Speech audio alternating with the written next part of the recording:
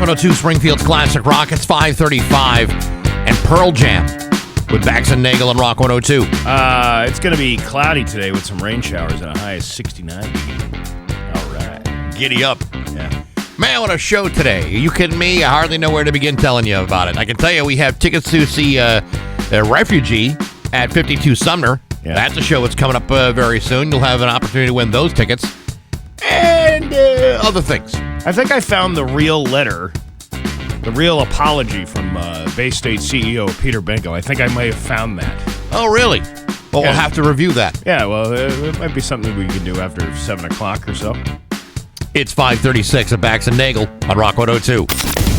Rock 102, Springfield's Classic Rock. It's 5:52. And Bon Jovi with Bax and Nagle on Rock 102. It is going to be, and I will tell you in just 1 second, cloudy today with a high of 55. Could see a spot shower or two. And tomorrow, rain with a high of 49. It is 49 right now in downtown Springfield. Hollywood Trash is brought to you by Western Mass Masons. Call them for all your foundation and chimney needs. Somehow you still care about what's happening in Hollywood. So, from Tinseltown, 3,000 miles away, it's Steve Nagle's Hollywood Trash. We mentioned this last week, and it still seems to be like a news item about human remains found near Taylor Swift's Rhode Island home. As if Taylor Swift had something to do with it. As if body parts had never washed up on a Rhode Island shore. A grim scene unfolded not too far from Taylor Swift's holiday home on the morning of May 14th. Westerly, Rhode Island police confirmed that to Westerly. It's not even in Newport. No, she lives in the Westerly area.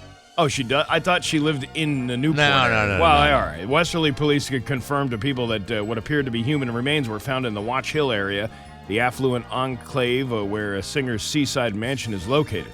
Officers that arrived at the scene uncovered what appeared to be a human leg bone, according to a statement shared with People magazine.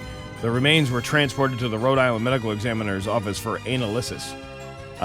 Investigators are awaiting official confirmation of the identity of the remains. You know whose else remains were found near Taylor Swift's mansion? No. Sonny Von Bulow. You know, it's interesting. Yeah, right. Exactly. You know, it's interesting because there are gangland slayings going on all over the place in Rhode Island and have for years. Yeah. My guess is that she's got nothing to do with this, and this is just another body part from some guy who didn't pay up. Yeah, could be. Or some guy who knew too much, or some guy who couldn't shut his mouth. I mean, it was only... Look how quick the serial killer thing went away when everybody was like, there's a serial killer in New England because the remains were found in this. And then they've connected like 3 of them already to individuals. Right. When does it become serial? I don't really know. Well, we still got these other 4 over here that haven't been solved. So maybe that's maybe if we get 3 more, we can label it as a serial killer. It's kind of dumb. It is. Cheers star George Wendt died at the age of 76 yesterday. There's no word on the cause of death, but his family said he died peacefully in his sleep while at home. George played Norm on all 11 seasons of Cheers from 1982 to 1993. The role earned him more than a few drinks in real life. Quote, whenever I go out, people are always sending over a beer or a round for me and my friends. In addition to the free beer, George was also nominated for 6 Emmys. It's entirely possible that his second biggest career achievement was the 1991 SNL sketch Superfans, The Bears. Yep. He once said a quote, took a life of its own. Other TV appearances included MASH, Seinfeld, The Simpsons, Hot in Cleveland, and Fresh Off the Boat. His film work included Fletch, Spice World, Dreamscape, and the 1985 horror comedy House. Well, that was a good one. Right. I don't even remember that one. House? I don't know that one at all. George was working right up until the end. In 2023, he competed on The Masked Singer and reunited with Cheers cast to present an Emmy. And he was also Jason Sudeikis' uncle. George and Jason's mother were brother and sister. Several of George's Cheers co-stars paid tribute to him. John Ratzenberger, who played Norm's buddy Cliff, said he was heartbroken by George's death. He added that George was, quote, a true craftsman, humble, hilarious, and full of heart. Ted Danson said, it's going to take me a long time till I get used to this. Love you, Georgie. And Kelsey Grammer said, I like George a lot. He was beloved by millions. Now let me snort cocaine off my 40-year-old or 40 years younger than me girlfriend. And Rhea Perlman said, the sweetest, kindest man I ever met. Yeah, this is like one of those strange losses where it surprises you more than you think it would. I felt sad for George Wendt dying yesterday. Well, I mean, he was one of those guys that never had any controversy or he was just a good person and was in a lot of stuff and very recognizable because of the show. And Cheers is one of those series that you can say maybe one of the best sitcoms of all time among that top tier. Right. Of which you look at old footage of him walking into the bar. He always had that one-liner before he sits down and grabs his beer. Yeah.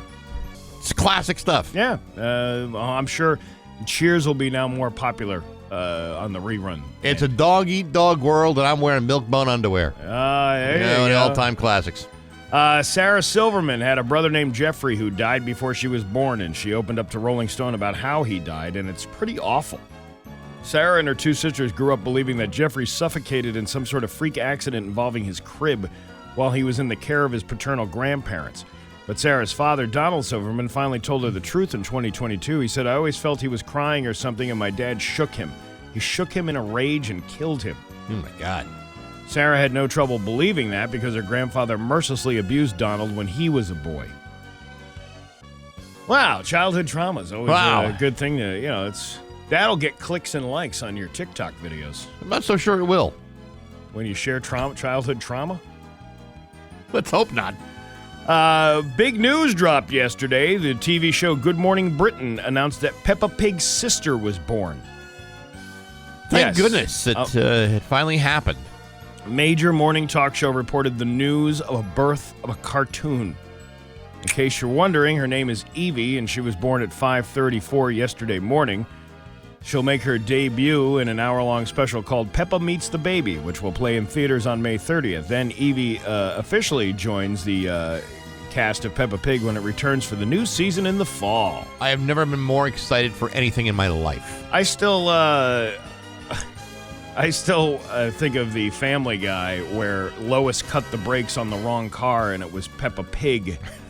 And then Joe had to go to Mr. and Mrs. Pig's house to break the news that their daughter had died in this horrific car accident. You're going to want to sit down for this.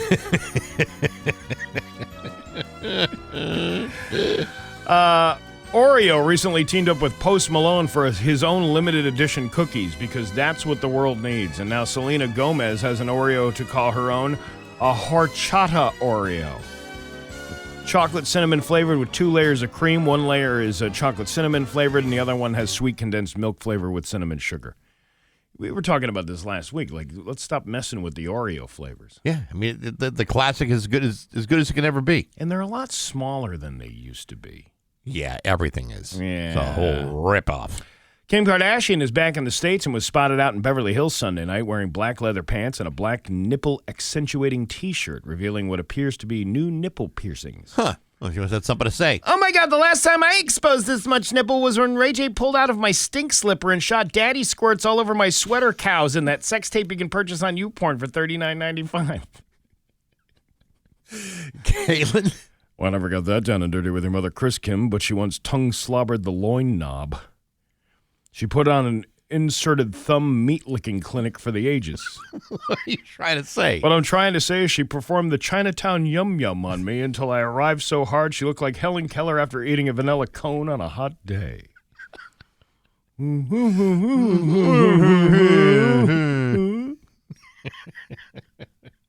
And people want this to go away. Why? I don't know why. Why? And that's your Hollywood trash on Rock 102. And now, Bax's View from the Couch. Brought to you by Rocky's Ace Hardware, Benjamin Moore Paint, Cabot Stains, plus rock-solid painting advice and expertise. Hey, good morning, sports fans. How the heck are you? Folks, I don't know if you spent any time on the internet, but over the last 24 hours, there have been several stories to emerge in which Jordan Hudson, the second runner-up in the Miss Maine USA pageant, may have revealed that she is allegedly engaged to former Patriot head coach Bill Belichick. Not that it's any of my business, but I cannot go more than 12 to 15 pages deep into any corner of the internet without bumping into this story. How a 73-year-old man has been dating a 24-year-old graduate from Bridgewater State College without making it seem like a really creepy thing to do. The question is it true? And if so, where are they registered? Macy's? A medical supply store? Wingate? Toys R Us? At this point, the location of the bridal registry is anybody's guess, but the rumor of their engagement stems from a single sentence written in the New York Times in which a reporter, Catherine Rossman, writes, and I quote, "And Miss Hudson told at least one person that she and Mr. Belichick are engaged to be married." That's it.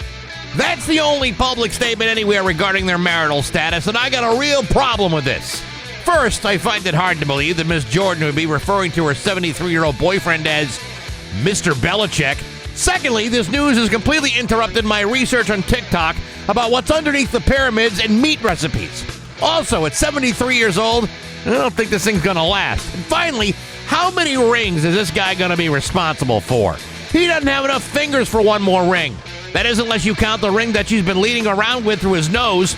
Listen, folks, I know this relationship makes just about everybody uncomfortable, and I get that perhaps this potentially abusive relationship could be a toxic combination that could only end badly. But at the end of the day, is this news worthy of disruption of my UFO Instagram reels? I would think not, but I'm not the one in charge of any of this. But hey, enough of my yapping. Sports brought to you by Rocky's Ace Hardware. Get an Ego mower in the big box store? Sure, get it at a low price, but it doesn't include the battery or the charger. How well is that going to work for you? Get an Ego at Rocky's. Get $5.99 with your Ace Rewards card, battery, and charger included. That is a better deal that you're going to find at Rocky's Ace Hardware. I'm Bax. That's my view from the couch. Rock 102. Rock 102, Springfield's classic rock at 6:13, and Blue Oyster Cult with Bax and Nagle on Rock 102. It's going to be cloudy today with a high of 55. Tomorrow, rainy with a high of 49. It is 49 right now in downtown Springfield. I want you to bear with me here for a minute, okay? Because what I'm going to tell you is a story that's going to start off sounding like it's going to be awful, but I guarantee it's going to get much, much worse. You ready for this? I guess so, sure. Yesterday afternoon, I'm on the toilet, see? And again, bear with me here, okay? And I'm minding my business, doing my my own thing. Yeah. Got my phone going, playing some games, and I notice. You were peeing, right? Oh yeah, it's just sitting down. Yeah, right. So that of course, because you can't play Candy Crush Right. and stand up at the same time. That's right, my friend. I got to have both hands on Candy Crush. I can't. Otherwise, it's too complicated. Anyhow, I'm on the toilet, see, and I look down. And my thigh has got this big welt on it. Ooh. And I'm going, what the hell is that all about? So after further investigation, what I find is there is a tick attempting to embed itself in my meaty, thick, masculine, delicious, succulent thighs. Yeah. Now, I understand that if you were going to go after me, that'd be the first place you'd go. I get it. The meaty part. But he's trying to dig in there and really get his little fangs into my flesh. Now, I have been through this before. This is not my first go around with ticks and the potential of tick-borne illnesses. I've had Lyme disease twice, and the thing about having Lyme disease twice is once you have it a second time, you don't really want it a third time. No, but you can make margaritas with the lime. You could. Yeah. You could salt the rim and everything. Oh, yeah. No, it's delicious. But trust me when I tell you, you don't want it a third time. So I grabbed myself a pair of tweezers and some rubbing alcohol. And I pulled this little rat bastard out of my flesh. Okay? And I get it all. I get everything. Yeah. Everything is out. But I still got a massive boo-boo on my leg right now. So I'm just like counting the hours down until something happens and I start seeing the development of a bullseye. Now, I don't believe this is a deer tick, but all ticks carry some sort of disease. Something. Yeah. They've all got something. It could be Lyme disease. It could be hepatitis. It could be the common cold. It could be anything. all of it bad. So I'm biding my time. I'm waiting to see what happens. And the reason I'm telling you this is not to give you a lot of, Bax, I'm so sorry to hear this. Trust me, I don't need to hear that. It's just to remind everybody that when you go outside in nature, you should always do a tick check because nature and bugs like ticks are jerks. Mm-hmm. I just want everybody to understand that. And it's a very serious thing. I know a lot of people got a hell of a lot sicker on Lyme disease than I ever did. Even though I had it twice already, I'm one of the lucky ones. I know many people that got seriously messed up from it, and it's not something to dink around with. If you are outdoors, even if you don't even think you are anywhere near where a tick may be, do the check because you would regret it if you got as sick as some people do get with Lyme disease or any of the other diseases they carry. My nephew, I remember I told you about my nephew last year. He was in the hospital for quite some time. Yeah. And life-threatening stuff. And it was because he had this was like December. He had gotten bitten by a tick in like June and didn't get it treated and wound up getting this Rocky Mountain spotted fever, which is, like you said, it's not just Lyme disease that you got to worry about. It's all of this other stuff, and he was in critical care for quite some time. Well, and the problem with Lyme disease, Lyme disease masks itself as other diseases, which is the weirdest thing. So it can look like meningitis. It can look like any number of different things, and then like the first time I had it, I was having headaches from elbow to elbow. I mean, I was thinking, do I get meningitis? What am I coming down with here? And then I got Bell's palsy all of a sudden. And that was the marker for the doctor. Who's this Bell lady? I don't know, but I hear she's nice. She speaks out of both sides of her mouth. No, actually, she only speaks out of one side of her mouth. but that was the marker that said this might be Lyme disease. And I had my doctor not been one of these doctors that kind of understands Lyme disease because a lot of doctors really don't and they dismiss it, then I probably would not have gotten through it because I went on like a 21-day course of doxycycline and then an additional 10 days after that. Yeah. So it's bad. I did an extra check yesterday after I watched your video on it because I had taken the dog yesterday for a nice little walk through the woods up at the Littleville Dam up in Huntington, and I'm thinking, you know what? I check them all the time, but let me just check them one more time just to make sure. And neither of us have. I don't have the hair. At least up in there, thing, but I do have other parts that it could latch onto.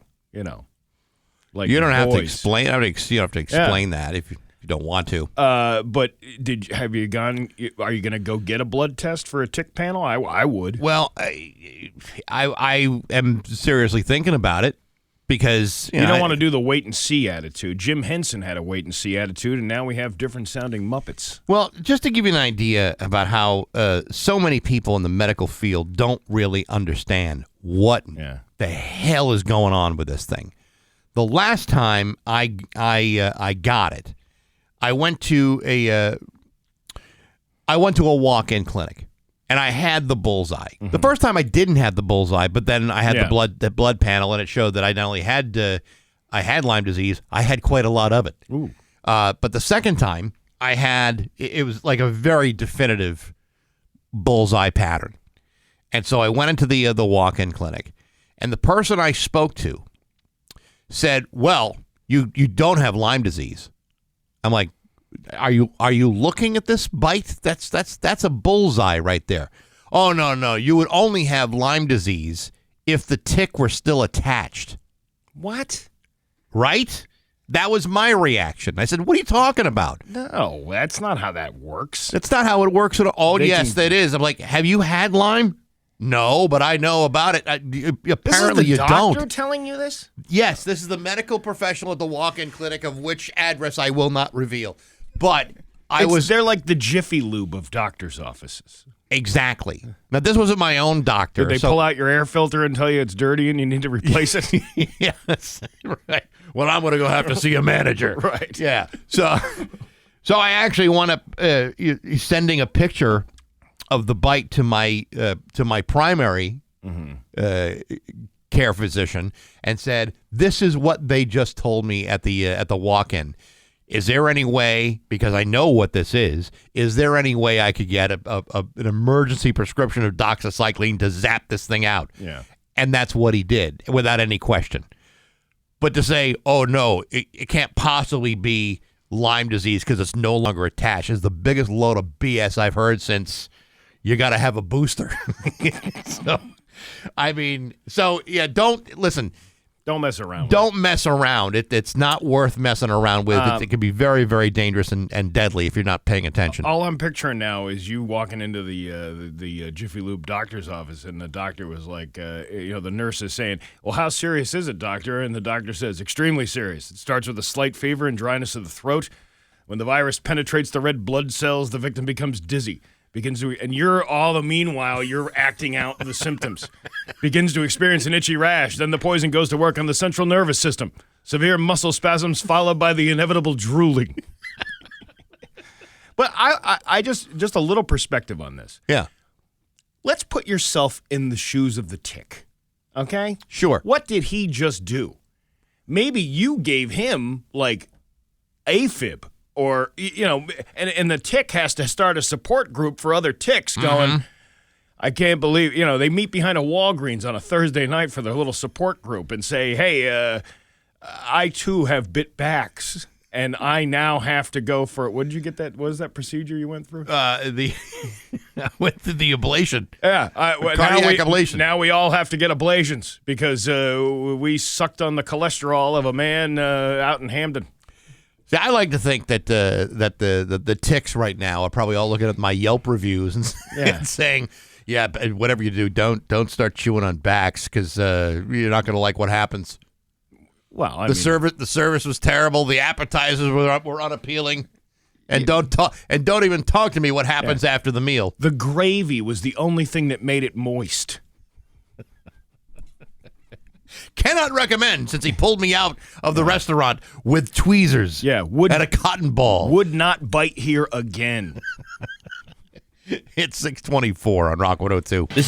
It's 6:27 with Bax and Nagle on Rock 102. Dan Brown will have the full forecast for you. Hey, this week on Baxy's Musical Podcast, my guest is Steve Barton from the band Translator. You remember their 1981 hit, Everywhere That I'm Not? If you don't, it's okay. You can listen to it anytime you damn well feel like it. But the story behind Steve's career is absolutely amazing and definitely worth checking out. They got a brand new record coming out called Beyond Today, live at the Farm in San Francisco, 1986. And he's got his own solo stuff that's also on the way. Check that out on Apple Podcasts, SoundCloud, Spotify, the Rock 102 YouTube channel, rock102.com, and on the app. It's all brought to you by Metro Chrysler, Dodge, Jeep, and Ram at Chicopee, and Rock 102, Springfield's classic rock. If you want to watch Bax's tick video, you can go on the TikToks, and I think... Isn't it interesting that I went on the TikTok with the Ticks Talks. I had the TikTok on the TikTok. And eventually it'll be up on the Rock 102 page and the Instagram page. Unfortunately, he put subtitles on the video, so that video is not going to go anywhere or get viral without your help. So please go to the TikToks and click and like and subscribe to the Rock 102 TikTok. Otherwise, we're going to be out of a job. Won't you help a tick victim like me go viral? Thank you. If you just followed the parameters, Bax, none of this would have ever happened. I did follow the parameters. No, you didn't. Sure I did. No, you didn't. Oh, I got to set it up again. It has to be face. You have to have your face, and your jawline has to be in a certain... Oh, I'm crying out loud. Hey, I didn't make the rules. I'm just the messenger. You ready to laugh? I already did. It's Bax and Nagle's Joke of the Day. I'm funny how? I mean, funny like I'm a clown. I amuse you. On Rock 102. I make you laugh. Springfield's classic rock. A woman found her husband hanging from a rope in their bedroom. Yes. On the floor was a note saying, "I can't stand the criticism anymore." And then she quickly cut him down, gave him CPR, and thank God he started to breathe. And then as he lay in her arms, she saw his eyes slowly open, And she said, "That's not how you spell criticism, by the way." You see, because she's overbearing and she can't stop criticizing the guy. Bax and Nagle in the morning on Rock 102, Springfield's classic rock. Here's your Western 6:33 with Bax and Nagle and Rock 102. It's time for news brought to you by Freedom Credit Union. Freedom is yours. His local radio icon, Steve Nagle. Thanks, Bax. Officers arrested a man and seized a loaded firearm after locating a man passed out next to a car in a driveway on Jasper Street in Springfield Tuesday night. Say that 10 times fast. 10 times fast. Springfield Police spokesman Ryan Walsh said the officers were called to the 200 block of Jasper Street around 9:10 p.m. where they found Glyphod Gellin. That's an interesting name. I've never heard of that, but Glyphod. Never heard that either. Glyffaud. Passed out in a driveway with the car door open and the interior lights on. Who hasn't been there before? Yeah, we've all kind of been there. There was a loaded magazine next to his leg and a semi-automatic firearm on the driver's side floorboard.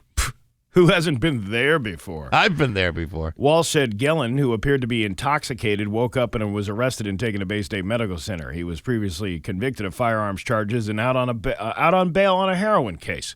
He's charged with possession of a firearm without a license, possession of ammunition without an FID card, possession of ammunition while intoxicated. He's just having a bad day. Really bad day.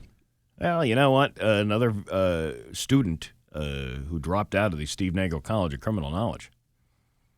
You know, if you're going to get passed out in the car in your driveway, at least have the guns put away. Yeah, because you know what? That eliminates a lot of the questions that are often asked of people who are passed out in a driveway. A Springfield man was charged with simple assault on Monday after an investigation of an incident at a prison in Vermont.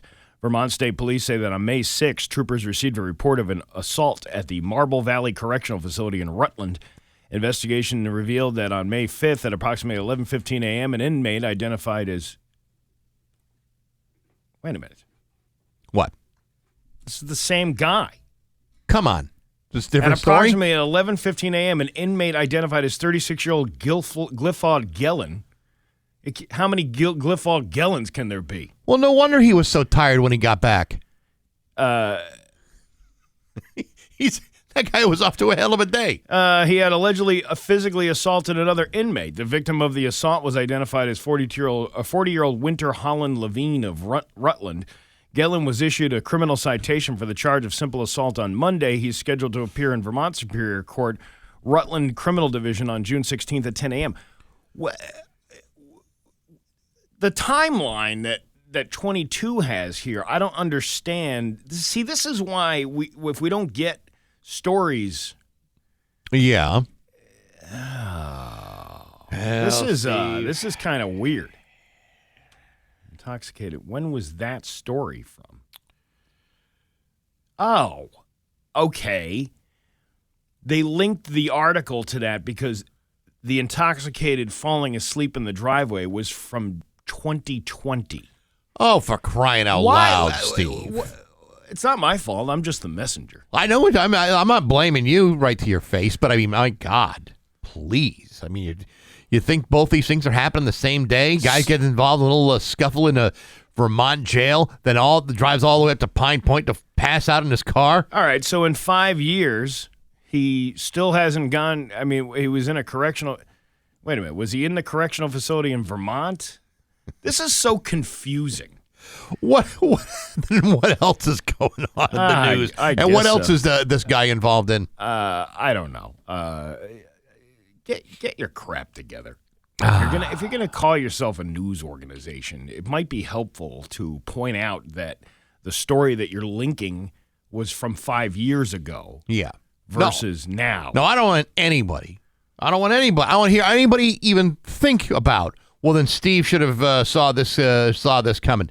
Listen, our news department is working around the clock to help you bring the best and brightest and the first and late-breaking news stories of the day. It's as good as our video department. That is correct, Steve. That is completely correct. I don't know. Maybe Anyway. maybe I should have read that ahead of time. You can't be responsible for every news story you report. I rip and read. That's what I do. I rip and I read. I copy and I paste. I'm the Peter Banko of Rock 102. But at least I tell everybody this isn't my news story. I'm going to start calling you Elmer because no one cuts and pastes more than you. A new audit released Tuesday found mismanagement within the state's emergency shelter system. The announcement came just after a day after the Healy administration announced they were 6 months ahead of their original deadline to close all hotel shelters in the Commonwealth by the end of the year.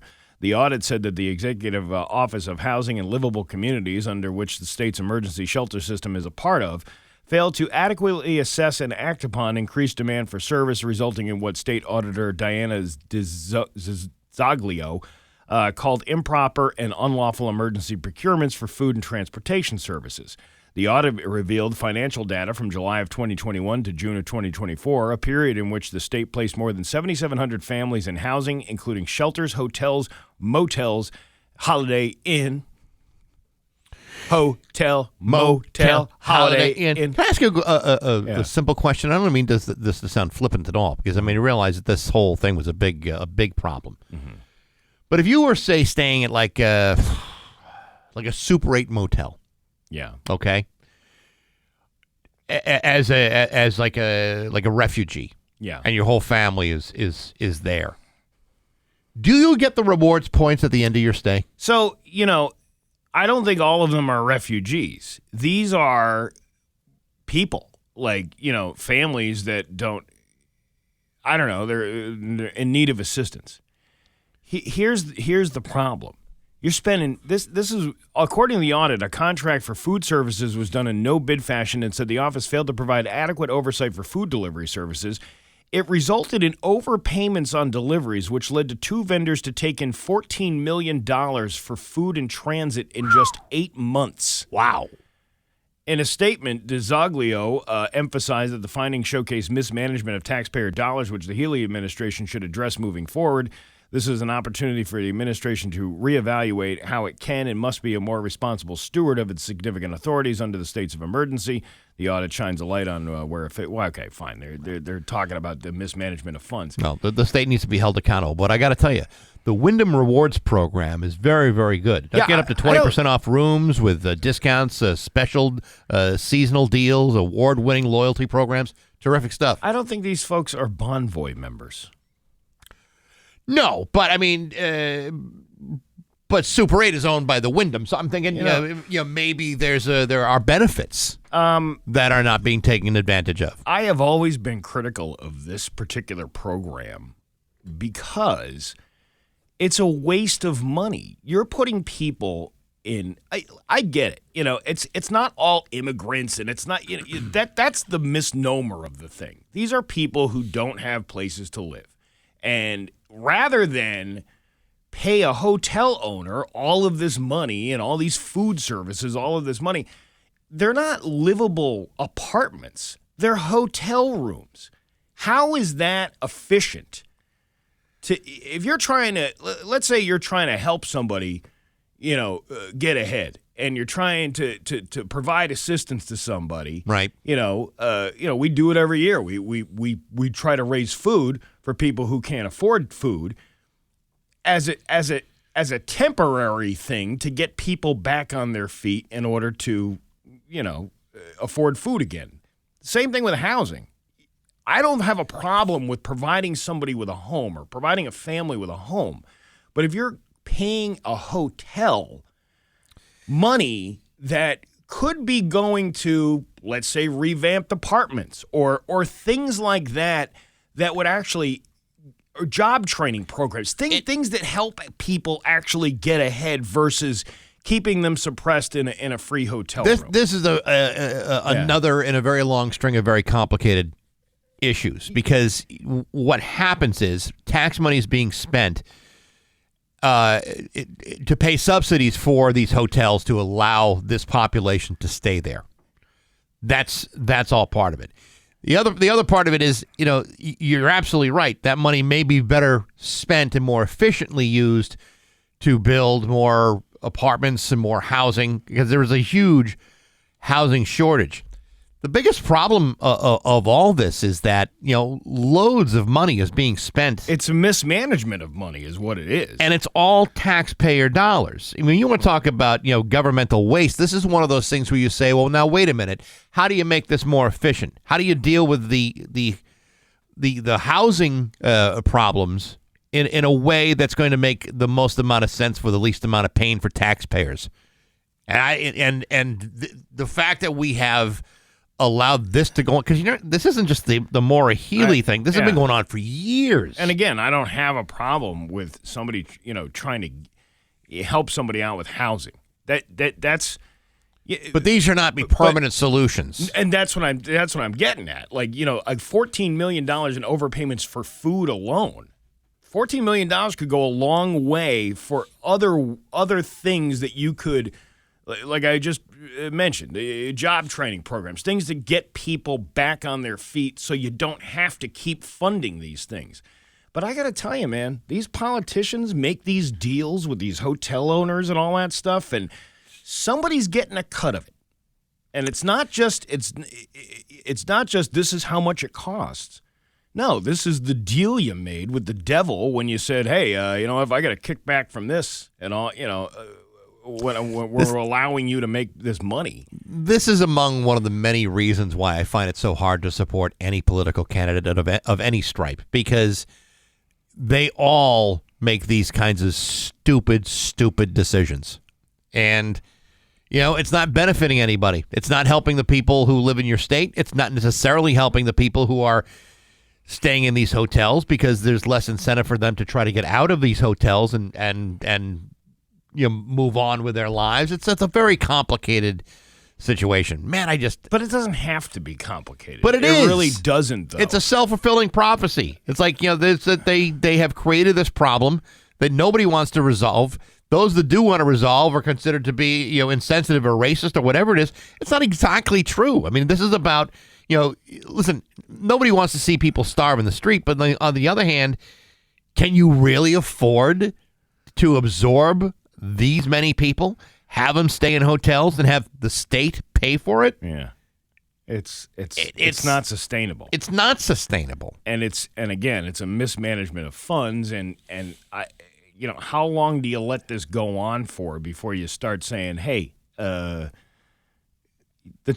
don't mind the taxpayer dollars going to help somebody find a house. I don't. No. That's not a big deal to me. I think that's okay. But if you're not using the then money but properly, when you hear about abuses like this, then you say, hey, you know what? This isn't helping anybody here.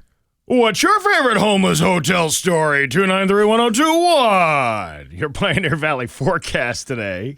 Yeah. But everybody should sign up for those reward programs. Wyndham Rewards, 20% off future rooms and other stays. What's your hobo hotel reward program? It's going to be cloudy today with a high of 55. Tomorrow, rain with a high of 49. It is 50 right now in downtown Springfield. I'm Steve Nagle, and that's the news on Rock 102. Yeah. Rock 102, Springfield's Classic Rock. It's 6:52.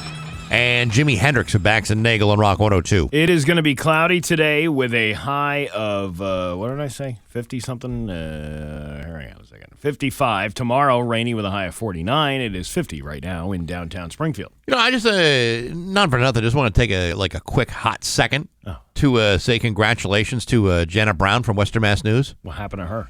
She, after 10 years of doing weather at Western Mass News, is leaving to become the executive director of the TGAO. Oh, cool. It's a very cool job. Yeah. And her last day is tomorrow. So I heard about this last night watching the news, and I'm like, good for her, man. That's awesome.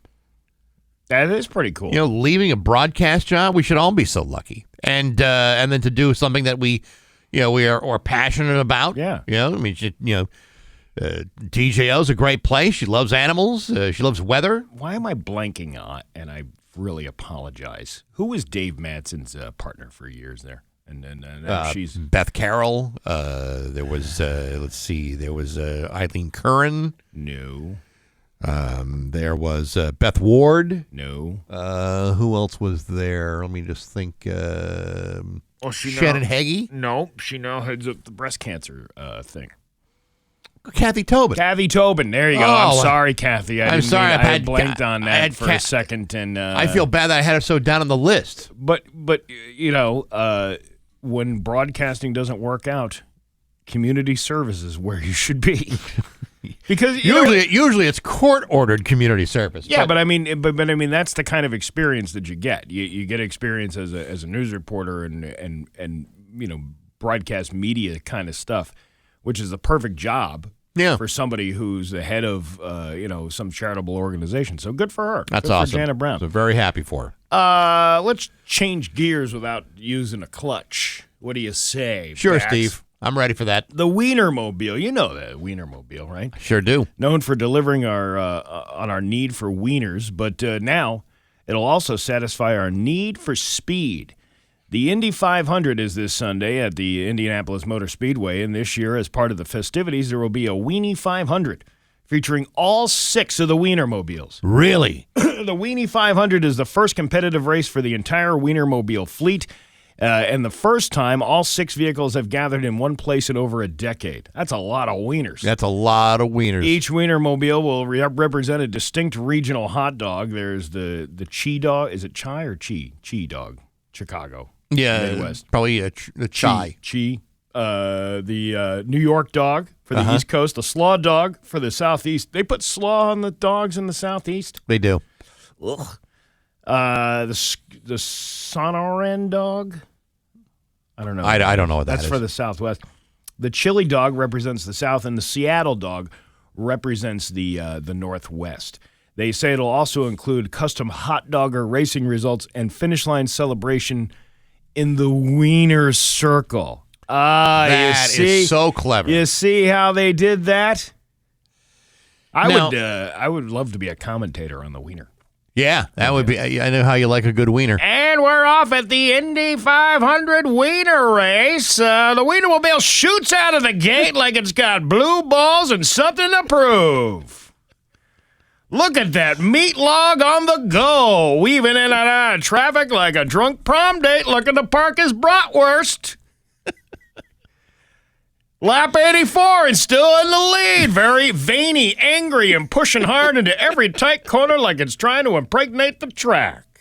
And the wiener wins by a nose. This thing has stamina. Most guys tap out after lap 3, but this sausage is still pounding the pavement like it's got something to prove. Turn 4, it's gaining swell momentum on the Wienermobile. That's testicular determination right there.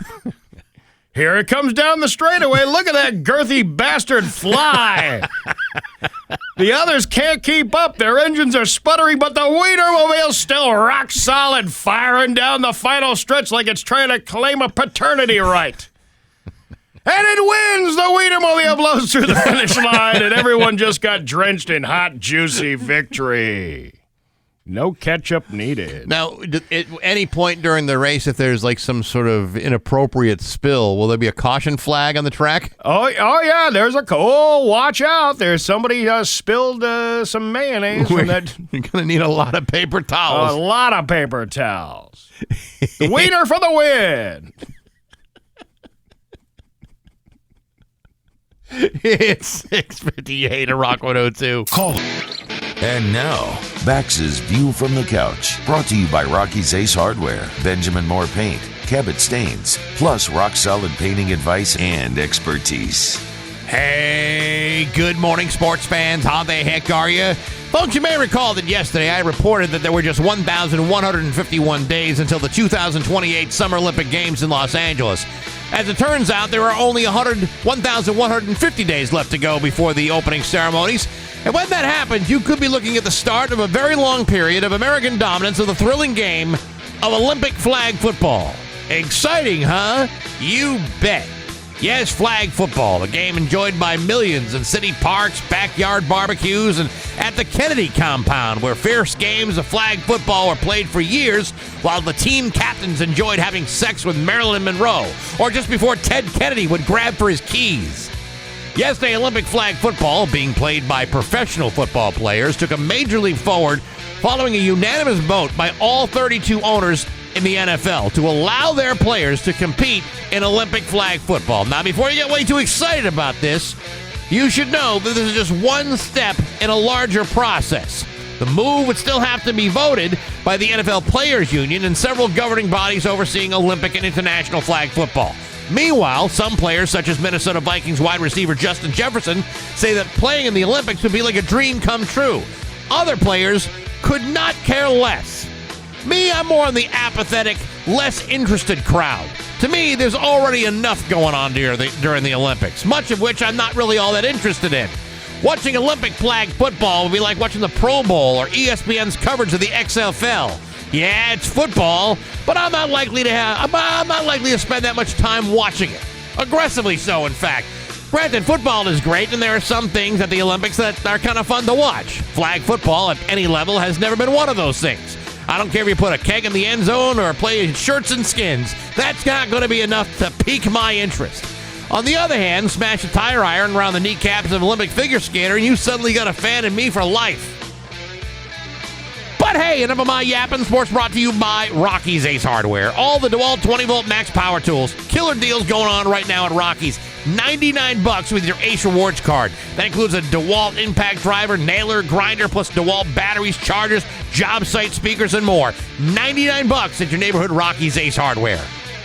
I'm Bax. That's my view from the couch. Rock 102, Springfield's Classic Rock. It's 7:13 and Led Zeppelin with Bax and Nagle on Rock 102. Every time I hear that song, it reminds me of that one guy we had who was a boss who was doing middays years ago, who was like, keep it cool, baby. I want to be your back door man. I wonder how the censors got away with that. Ugh.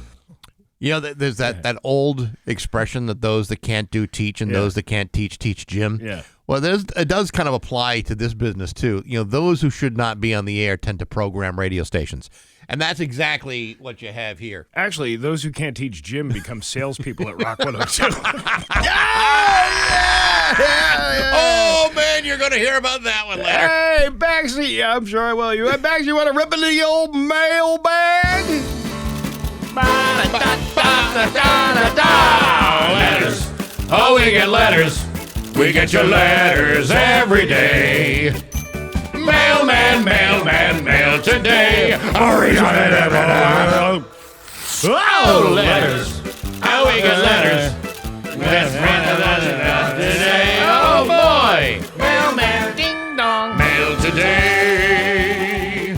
Oh, man. All right, so yesterday we heard about Peter Banko, the Bay State Health president who was accused of plagiarizing other writers in a number of internal blog posts. Yes. And, he came out with supposedly an apology letter. I don't even know if it was his or not.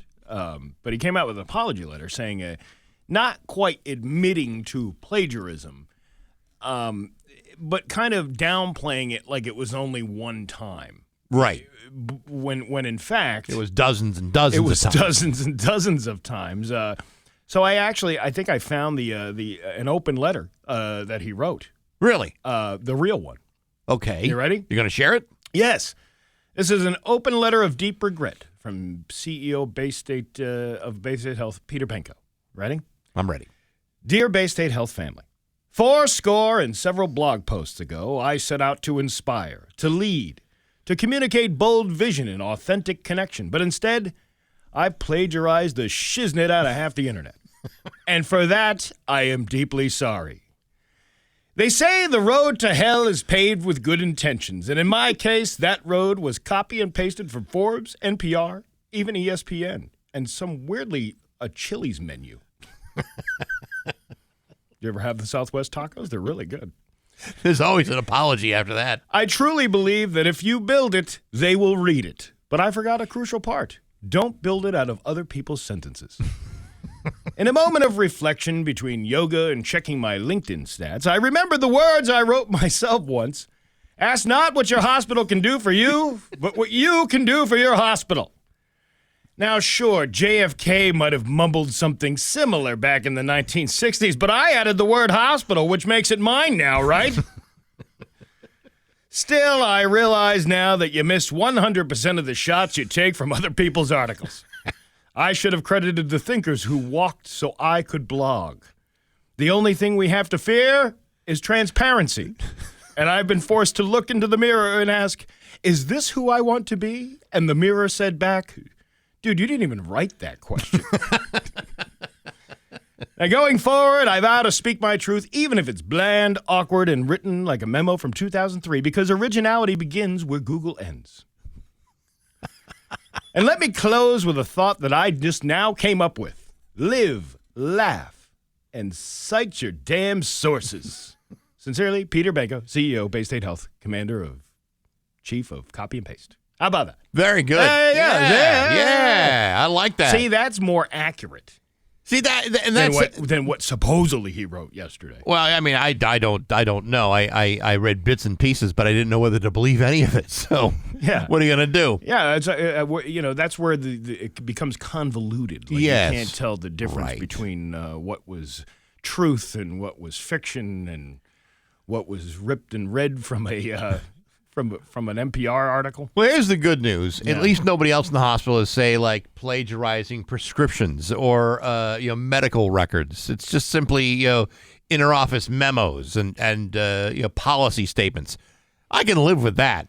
Yeah. Yeah, but if you're prescribing, say, I don't know, like a Lipitor because I've got an ingrown toenail, that might not be something I would want to have happen. I really feel bad for this guy. I mean, $2.3 million a year. When you're spending most of your time on your jet skis, cruising around your yacht, yes, how are you going to have the time to write original material for your employees? I mean, when you're teeing up at the Longmeadow Country Club, 3 or 4 times a week, I'm pretty sure he's at Great Horse. He might be a Great Horse too. Yeah, maybe at both courses. You never know. Well, membership has. Well, how did he fill out the application? Well, he got the Bay State Golf Club that they were giving away. $20,000 for 10 rounds of golf at all your favorite bougie courses. You can only play 1 round per course, right, though. Right. Yeah. Now, of course, you got to check a scorecard when he's done because he might have put in more false information. Yeah, it's sponsored by Courvoisier. And there you go.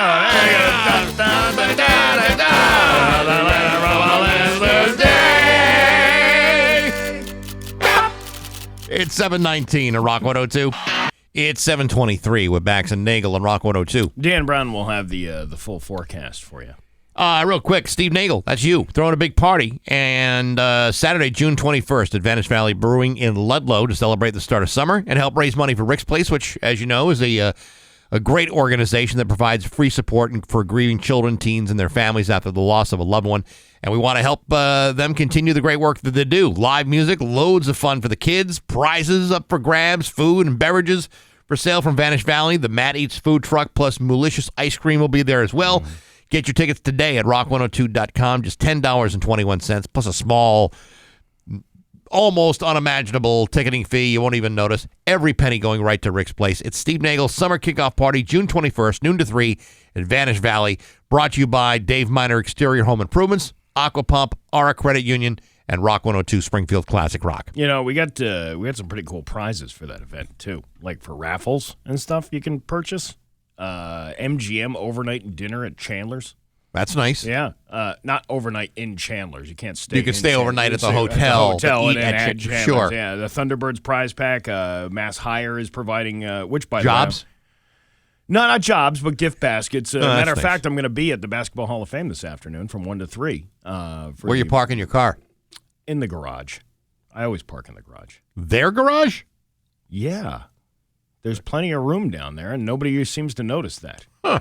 I'll be damned. You got Jerome's Party Plus. You got Red Sox tickets. You got Yard Tavern gift cards, Tribeca gift cards, all kinds of good stuff. Very nice. From the thing. So that'll be something to look forward to. I know you're married, so you don't really do this. Well, you probably would do this on a date with your wife. But imagine you're on a first date. Okay. Right? And the other person insists on paying. They open up their wallet and grab a coupon for $5 off an appetizer or something. Are you going to complain about that? Or does that make them even hotter? In In a new survey. Hold on a second. I'm trying to think about what Yeah. my answer is going to be. Now you're telling me it's a survey? Yeah. I had no idea. 56% of people say it's totally acceptable to use a coupon on a first date. And they surveyed all ages, not just, old ladies in their 70s that love clipping coupons. I guess. It seems a little cheap because you could always go back and get hey, let's come back. I got a coupon I forgot to bring with me. In fact, 61% of the people surveyed said that frugality is an attractive trait in a partner. Now, is that listed under appetizers or dessert? I believe it's appetizers. The frugality. You ever have frugality dip? Yes, it's delicious. It's like a it's like a whirlwind for your taste buds. It really is. And 28% went as far as to call it sexy. I don't know if I'd call that sexy or not. But you know what? If you're being frugal, that means that you're good with your money. Or it's a good indication. 56% said they've been turned off by a date trying to show off with money. Yeah, no, I get that. That's obnoxious. But, honestly, though, if you see a dude, and ladies, I'm talking to you. If you see a dude and he's paying with things with coupons, does that really make him sexy? No. Does that launch him into a different sexual stratosphere? Why? Or is it just like, oh, that's an interesting thing? Or is it like, how you doing? How you doing? You know what I mean? Well, what about not even a coupon, but like taking you for the 2 for $20 deal over at Applebee's? Right. Is that? And he shows up at Applebee's wearing his finest, which is like a pair of flip-flops, some old baggy basketball shorts, and a T-shirt with no sleeves on it. Are you going to say at that point, once he pulls out that $5 off appetizer coupon, that this is the guy you want to bed down with after dinner? Hey, don't knock the sleeveless T-shirt. Sun's out, guns out, Baxy. You know what I'm getting at. Yeah, I know, but let's say those guns are soft and hairy. Now you brought up a good point. I have I've never purposely have worn a sleeveless T-shirt. It has to have sleeves. Oh, I can't do that whole thing with the no sleeves on. I can't do it either. Yeah. And these guns, I don't know if you've noticed, I have a slight weight problem. So I don't necessarily walk around with a lot of exposed flesh. Yeah. My head, my hands, maybe my forearms because they're powerful and masculine. But other than that, forget about it. What movie was that from? I have a slight weight problem. No. Oh, it was Stripes. It was with Stripes. When John Candy was like, I don't know if I got a little bit of a weight problem. No. Doctor says I swallow a lot of aggression, along with a lot of pizzas.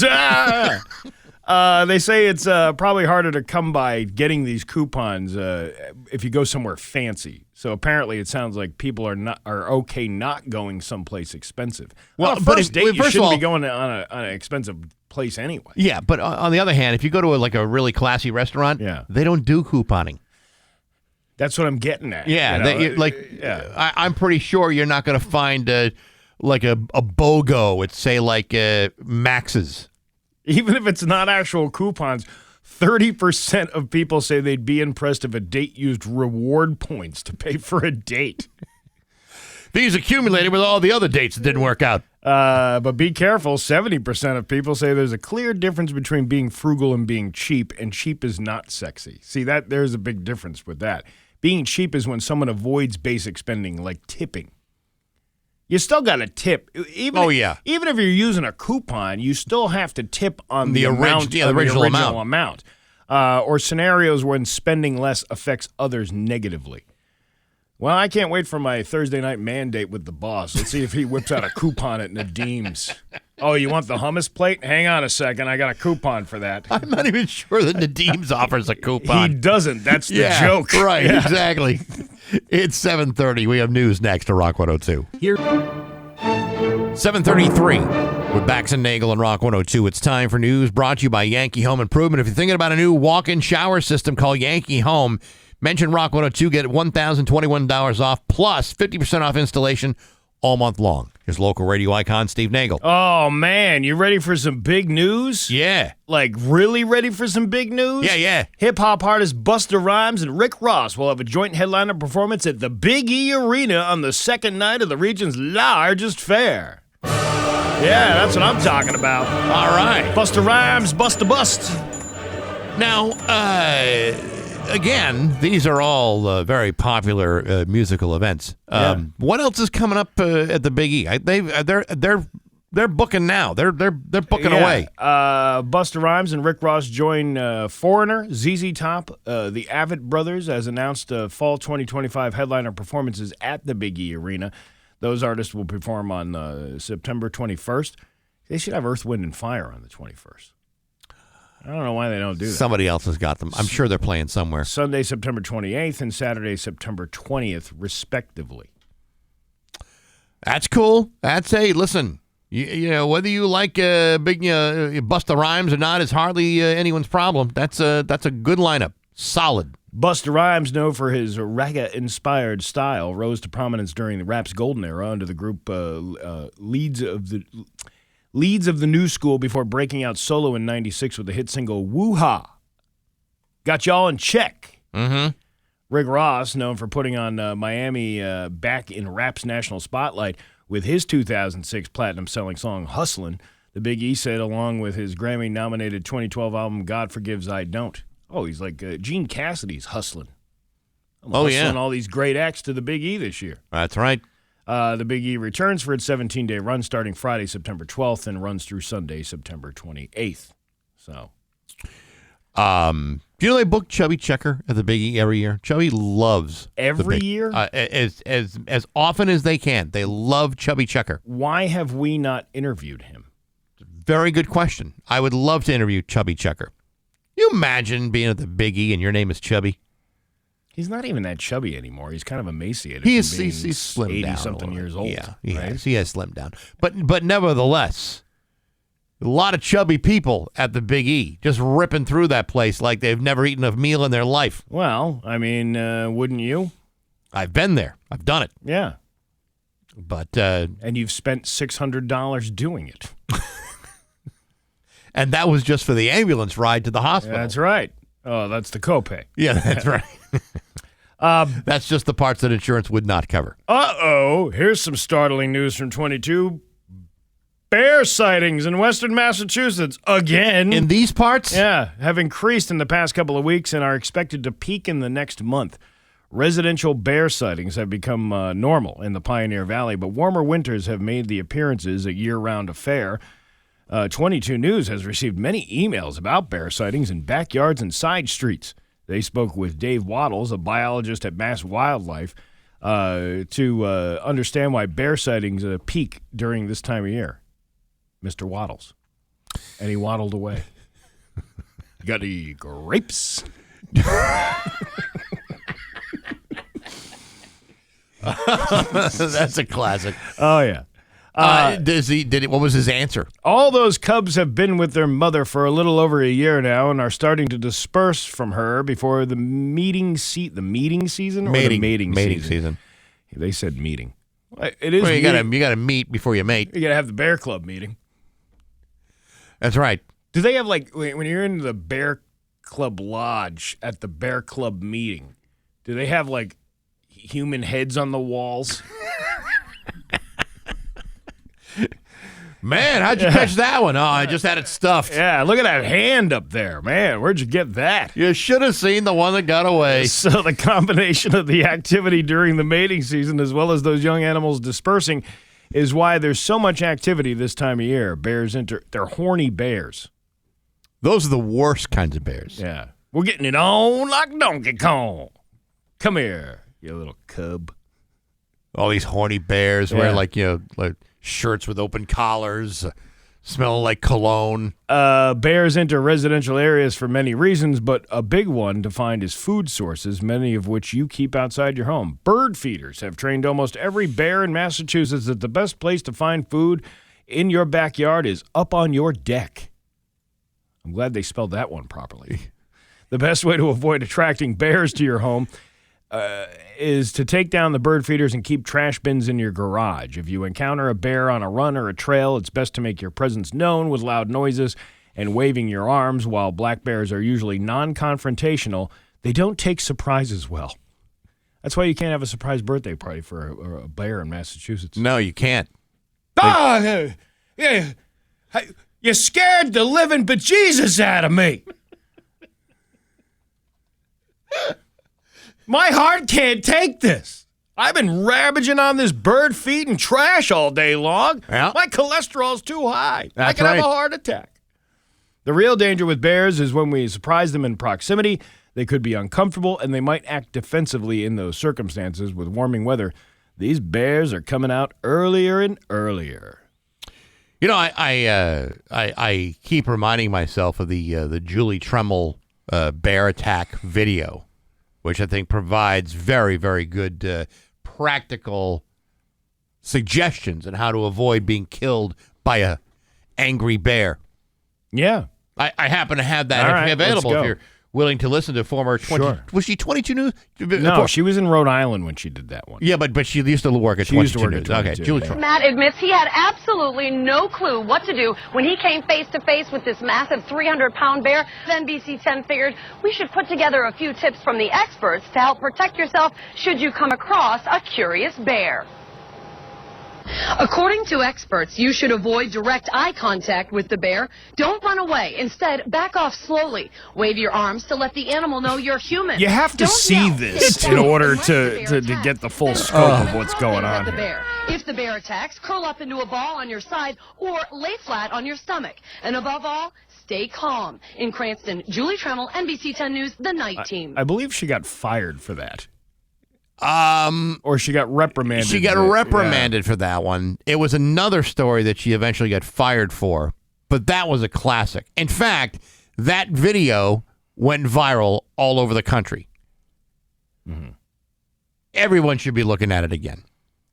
Yeah. I might have to post it on Facebook. You should post it on Facebook because you can't really get like I said, you can't really get the full scope of what's going on unless you actually see her in action. Especially at the point when she's throwing her shoes at the bear. That's I was- think that'll teach a bear. Like somebody threw the shoe at George Bush during that speech he gave in Iraq. Yes. Right?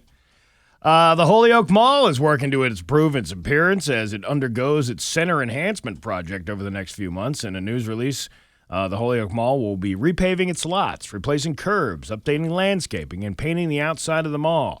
During the revitalization project, traffic patterns will be available. Parking areas will be subject to change. The PBTA bus stop near the JCPenney has temporarily relocated to the lower green lot near Best Buy and the Outer Ring Road. We're excited for this refresh and committed to making investments in the property, said Kristen Hinckley, marketing director. We appreciate our customers' patience and understanding as we work to enhance the shopping experience. That'll get me back. A new indoor pickleball facility at the former Bob's Store location. Where's the Bob's Stores? Was in the Holyoke Mall? Yeah, a long time ago. What is it now? Well, now it's a pickleball place. No, I know, but wouldn't it be better to reference something that people remember more recently than the Bob? I don't even remember being when I moved here 30-something years ago.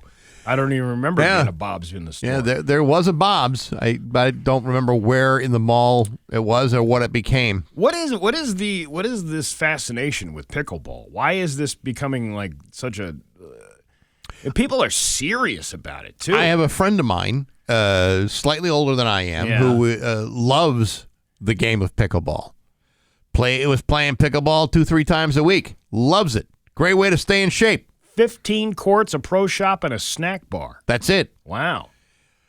Ironically, what they really should build right next door is like an orthopedic surgeon's office, because most of these people that play pickleball have to usually have a knee replaced or a hip replaced or have orthopedic problems with their elbows. I have two friends who are a husband and wife couple. They take this very seriously. Very. How many injuries have they both sustained? I don't know about that. Probably a lot. But I know that they're not messing around when it comes to the pickleball. First rule of pickleball club, you don't talk about pickleball club. I've never even played it. What is it, like tennis? Is it like a tennis ping pong thing? So you're playing with a racket, right? And a wiffle ball. And right? a wiffle ball. Uh-huh. And you're playing in I believe it's a shortened tennis court type of thing. I think it's shorter than the average tennis court. But you're playing very much like that. You play singles, play doubles, and the elderly get really, really competitive when it comes to this. Yeah, I'm not sure. I don't need the future knee problems or to have my hips replaced as a result of my pickleball activities. Yeah, there's better ways to injure yourself. No doubt. Pickleball is not one of them. A 35-year-old woman in California named Christina Peniston is facing 3 felony counts related to a domestic violence arrest in March after she falsely imprisoned, threatened, and then attacked her elderly mother with a fork. It was just an attempted forking. She didn't actually fork the mother.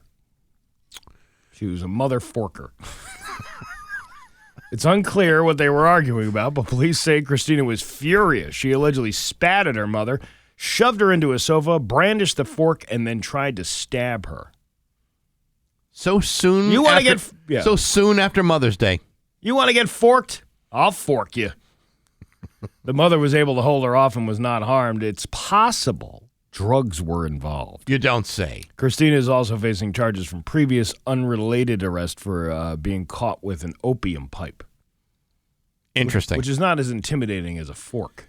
No, it's not. But if you're on the opium pipe, then it might be slightly more likely that you would go after mom with a fork.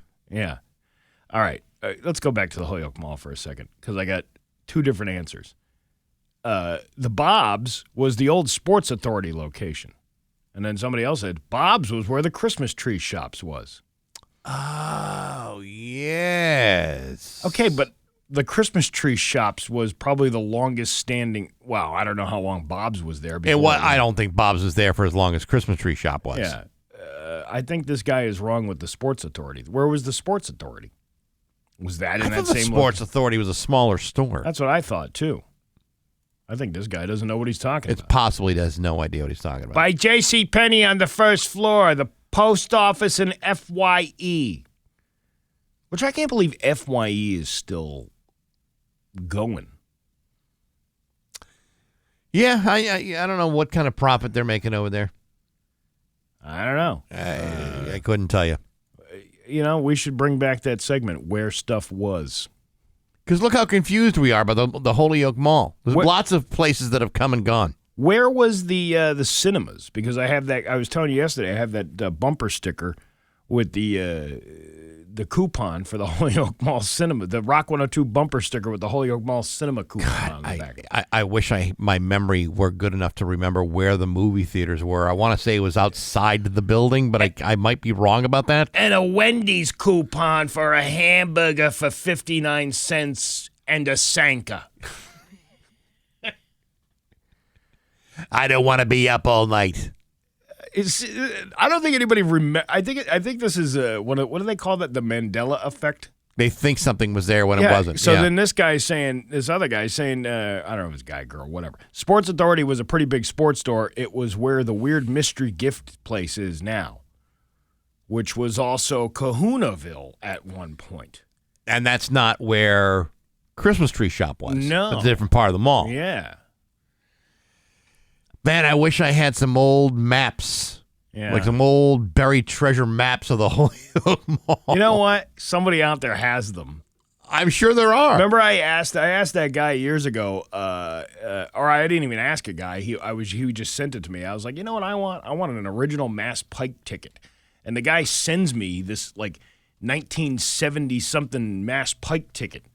That had all the exits on them, and then with a whole brochure on the back. Remember the days when they used to hand out the tickets like that? I sure do. Yeah. Good morning, guys. If I remember correctly, the movies were down in the food court area where Burlington Coat Factory used to be, and I think Sports Authority used to be a space that's now occupied by that stupid surprise box store or whatever the hell they call it. That's the Amazon place. All the leftover gotcha. Amazon boxes. So I'm looking at the Holyoke Mall page on Wikipedia, and it doesn't have a list of former stores. which would be really helpful to this conversation. They don't have a list of former stores? Not on Wikipedia, and they certainly don't have that on the Holyoke Mall website. Sure, the last thing they want to talk about is what stores no longer there. Well, here's my analysis of this conversation. Analysis, Steve. We have spent way too much time on this. It is going to be cloudy today with a high of 55. Tomorrow, rainy with a high of 49. And it's 51 right now in downtown Springfield. I'm Steve Nagle, and that's the news on Rock 102. Aw, yeah. If you're looking for your next Rock 102, Springfield's Classic Rock. It's 7:53 in Queen with Bax and Nagle on Rock 102. It's going to be cloudy with a high of 55. Tomorrow, rainy with a high of 49. It is 51 right now in downtown Springfield. We're just talking about our weekends. I'm going to be at Free Music Friday on Friday at MGM. You're doing stuff all week. You're like even today.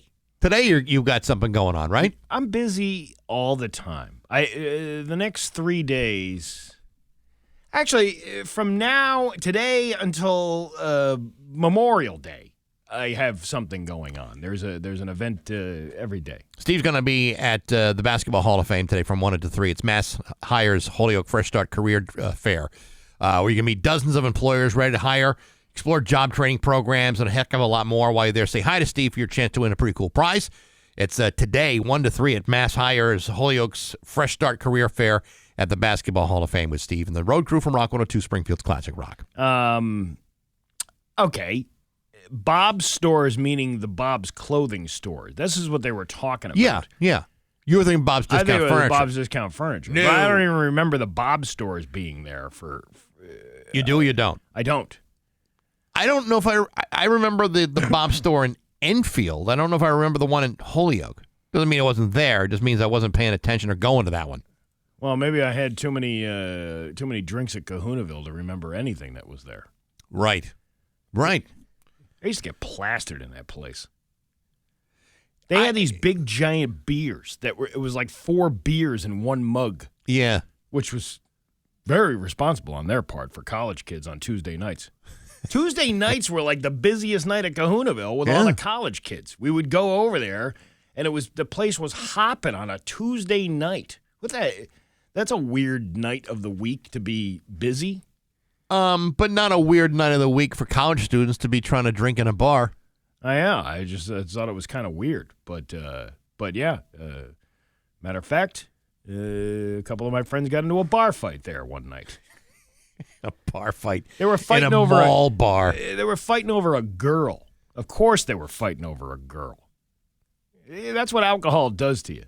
Yeah, makes you more emotional, and then you get territorial. Yes, and at that point, all of a sudden, fists are evident. She wasn't with any of them. They were just fighting over a girl. So wait a minute. They were fighting over a girl that neither one of them had anything to do with. Yeah.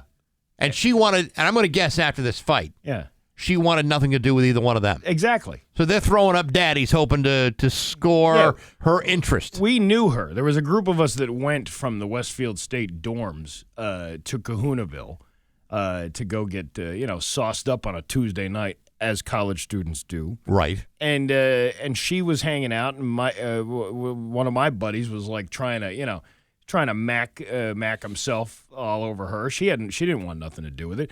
And then this other guy who we didn't even know, didn't even go to our school. He was there. He's trying to mac on her, and then all of a sudden it turns into this penis swinging contest. Who's got the bigger one? Back and forth. And then as this one guy is threatening all of us, my roommate just punches the guy in the face. And then that started this whole thing. And then we knew the bouncer, and he told us to get the hell out of there because the cops are on their way. So I don't know what happened to that guy. I mean, honestly, I don't know the girl you're talking about here. I don't know if how mackable she would have been back then. She was a pretty girl. I mean, it wasn't but pretty enough to fight over after a few pops. Nope. Because I mean, you're going to be fighting for something. It has to be something that's worth it. Well, I was going to say, no woman, unless it's your partner, is worth fighting over. I agree. I agree. In a battle of who's going to get her number at the end of the night kind of thing. Yeah, that's dumb. That's pointless. Yeah, but when alcohol is involved, people don't care. I understand that. I get it, but I mean, there's no one with any real skin in the game. You know what I mean? What the hell is mackin' grandpa? Is it saying because I said mac? They're trying to mac. That is an outdated term, I'm sure. The kids today aren't using mac. They're not using they're mac. macking the honeys. No, what are they using? What are they doing? Oh, they're macking the honeys down at the Kahunavilles. That is an outdated statement. You ever get macked down at a Kahunaville before? You know, they used to dance on the surfboards on the counter during halftime. I was once trying to mac on the honeys at the Filene's basement down by the food court. Oh, yeah, they were coming out. Oh, you know what?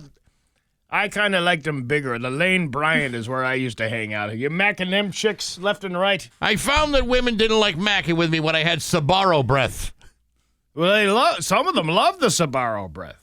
They even liked it when you pulled out a coupon for that kind of stuff. That was back in the day. That was sexy back then. I don't know if you're doing that now. You know, if things go well, you and I could probably walk over to the Bob store that's about to close. Or maybe we'll go down to the Holyoke Mall cinemas. One day this place will be a Burlington coat factory, which will then close and move out and move down the street. It's 7:59, a Rock 102. Hey, it's Steve Nagle. And now, Bax's View from the Couch, brought to you by Rocky's Ace Hardware, Benjamin Moore Paint, Cabot Stains, plus rock-solid painting advice and expertise. Hey, good morning, sports fans. How the heck are you? Folks, I don't know if any of you have spent any time with the internet, but over the last 24 hours, there have been several stories to emerge in which Jordan Hudson, the second runner-up in the Miss Maine USA pageant, may have revealed that she is allegedly engaged to former Patriot head coach Bill Belichick. Not that any of this is my business, but I cannot go more than 12 to 15 pages deep into any corner of the internet without bumping into this story. How a 73-year-old man has been dating a 24-year-old graduate from Bridgewater State College without making it seem like a really creepy thing to do. The question is it true? And if so, where are they registered? Macy's? A medical supply store? Wingate? Toys R Us? At this point, the location of the bridal registry is anybody's guess, but the rumor of their engagement stems from a single sentence written in a New York Times article in which reporter Catherine Rossman writes, quote, and Miss Hudson told at least one person that she and Mr. Belichick are engaged to be married. That's it. That's the only public statement anywhere regarding their marital status. And I got a lot of problems with this. First, I find it hard to believe that Miss Jordan would be referring to her 73-year-old boyfriend as Mr. Belichick. Secondly, this news is completely interrupting my research on TikTok about what's underneath the pyramids and meat recipes. Also, at 73 years old, I don't think this thing's gonna last. And finally, how many rings is this guy gonna be responsible for? He didn't have enough fingers for the ones he has. One more ring? He doesn't have room for that. That is unless you count the ring that she's been leading him around with through his nose. Listen, folks, I know that this relationships make just about everybody uncomfortable, and I get that perhaps this potential abusive relationship could be a toxic combination that could only end badly, but at the end of the day, is this news worthy of the disruption of my UFO Instagram reels? I would think not, but I'm not the one in charge here. But hey, enough of my yapping. Sports brought to you by Rocky's Ace Hardware. Get an Ego mower at a big box store? Sure, you get it at a low price, but it doesn't include the battery or the charger. How's that the hell is that supposed to work? You want to get an Ego at a Rocky's, only $5.99 with your Ace Rewards card, battery and charger included. You're going to get a better deal at your neighborhood Rocky's Ace Hardware. I'm Bax. That's my view from the couch. Rock 102, Springfield's classic rock. With Bax and Nagle and Rock 102. It is going to be cloudy today with a high of 55. Tomorrow, rainy with a high of 49. It is 51 right now in downtown Springfield. You should join me at the Basketball Hall of Fame this afternoon. I have a very, very busy day ahead of me, and I just will not have the time. If you're out there looking for a job, Mass Hire Holyoke is going to be they're having the job fair down at the Hall of Fame today. Plenty of available parking, too. And you could possibly win one of those cool T-shirts we got. Those new retro T-shirts that we got from Rock 102, the old neon. The Rock green and 102. orange, yeah. Pretty cool. Yeah, it's going to be a good time. I kind of like when we go a little bit retro on our staff wear. I kind of like that. When you get the old logos, it's pretty cool. I like impeding on another radio station's territory. That's really where I'm at with it. Yeah, that's kind of fun, too. Yeah. Yeah, especially when there's like absolutely nothing they can do. Well, most of those people will be looking for jobs so they can submit their resumes as soon as they can. Well, if you walk past it, it looks like it's already up for sale. What are you talking about? You walk by the window, there's nobody in the booth. That's what I'm talking about. It's not like they boarded up the building. I'm just saying there's like nobody ever inside. They get the DJ 3000 doing all the work for them. Memorial Day weekend, big weekend, I guess, for that, right? Are you doing like any like backyard barbecuing or anything like that? I'll be doing some of that. My kid's birthday is always this time of year. 15 years old, man. Can you imagine that? It's hard to imagine, but yeah, I can. Well, remember I know you that. could imagine that. Yeah, I mean, my kids are in their mid-20s already. Your kids have already passed that threshold of cheaper car insurance. That 25 era that you go, all the life milestones. Oh, yeah. You get 16, you get your license. 18, you can vote. 21, you can drink. 25, your car insurance goes down. And then there's really nothing to look forward to much after that.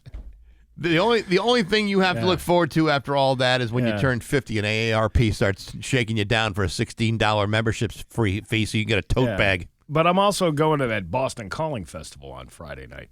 Oh, yeah. Which I got to figure out where to park. And this is going to be one of those like train station things that I'm going to have to do because there's no parking there unless you're a VIP Platinum member, and I'm not paying $600 for a ticket to go do that just to park. So you have to take the red line to Harvard Square or whatever to get off at this thing. I don't know. I don't know how late these trains run on the T. I got to look that up too. Yeah, the Metro thing. When from Framingham, if this concert gets out at midnight, right? Is there a train that goes back to Framingham, or do I got to take an Uber back to my car in the parking lot? This is what I don't understand. I don't use public transportation like that. Well, the managing your way through the T is not terribly complicated.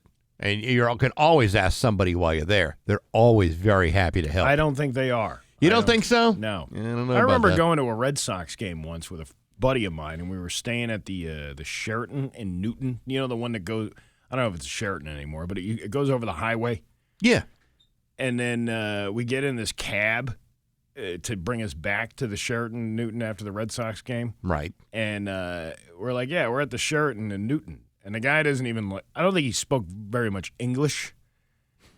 And then he's driving around and he pulls into this condo complex. Okay, I'll sit. No, this isn't the place. And then the Sheraton in Newton, that's what we were trying to tell the guy. And sure. Then he pulls up to a traffic light, and there's this guy in a car next to us, and he rolls down the window, and he says, Sheraton, Newton? And then this masshole goes, it's right over there. Get yourself a friggin' GPS. It was a very Massachusetts thing. I know. But it's a good lineup of acts. It is. It's pretty good. I mean, what day you going? Friday night. Friday night. Yeah, TLC, T-Pain, Luke Combs, Sheryl Crow. Yeah, I could do without the Luke Combs. Yeah, me too. Yeah. I mean, Saturday and Sunday are slightly better days, if you ask me. The T closes at 12:30 a.m., according to sources. Well, then you'll be all right. Will I?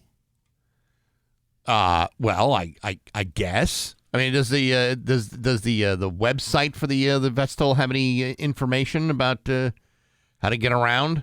The what? Does the what have that? Like the festival website. It just says take public transportation. I was looking it up yesterday. But it doesn't tell you where. It's so confusing. Yeah, I don't know what to tell you because I don't really know where this thing is being held, really. It's at Harvard Athletic Complex. Gotcha. So you're on the Harvard campus, I would imagine. All right. Yeah, okay. T-stop near... Here I am doing your job for you. It's the Harvard Square. I get where if you're taking it from Sound Station, you go to the Harvard Square thing. I'm talking about getting there because there's no parking around there. Mm-hmm. So I'm talking about getting there and or finding a parking park at the Framingham, stop. Yeah. And then take the train in, and then take the red line when you get to Sound Station, or do you just I'm an idiot. I really, I'm not good with maps. Well, I mean, you can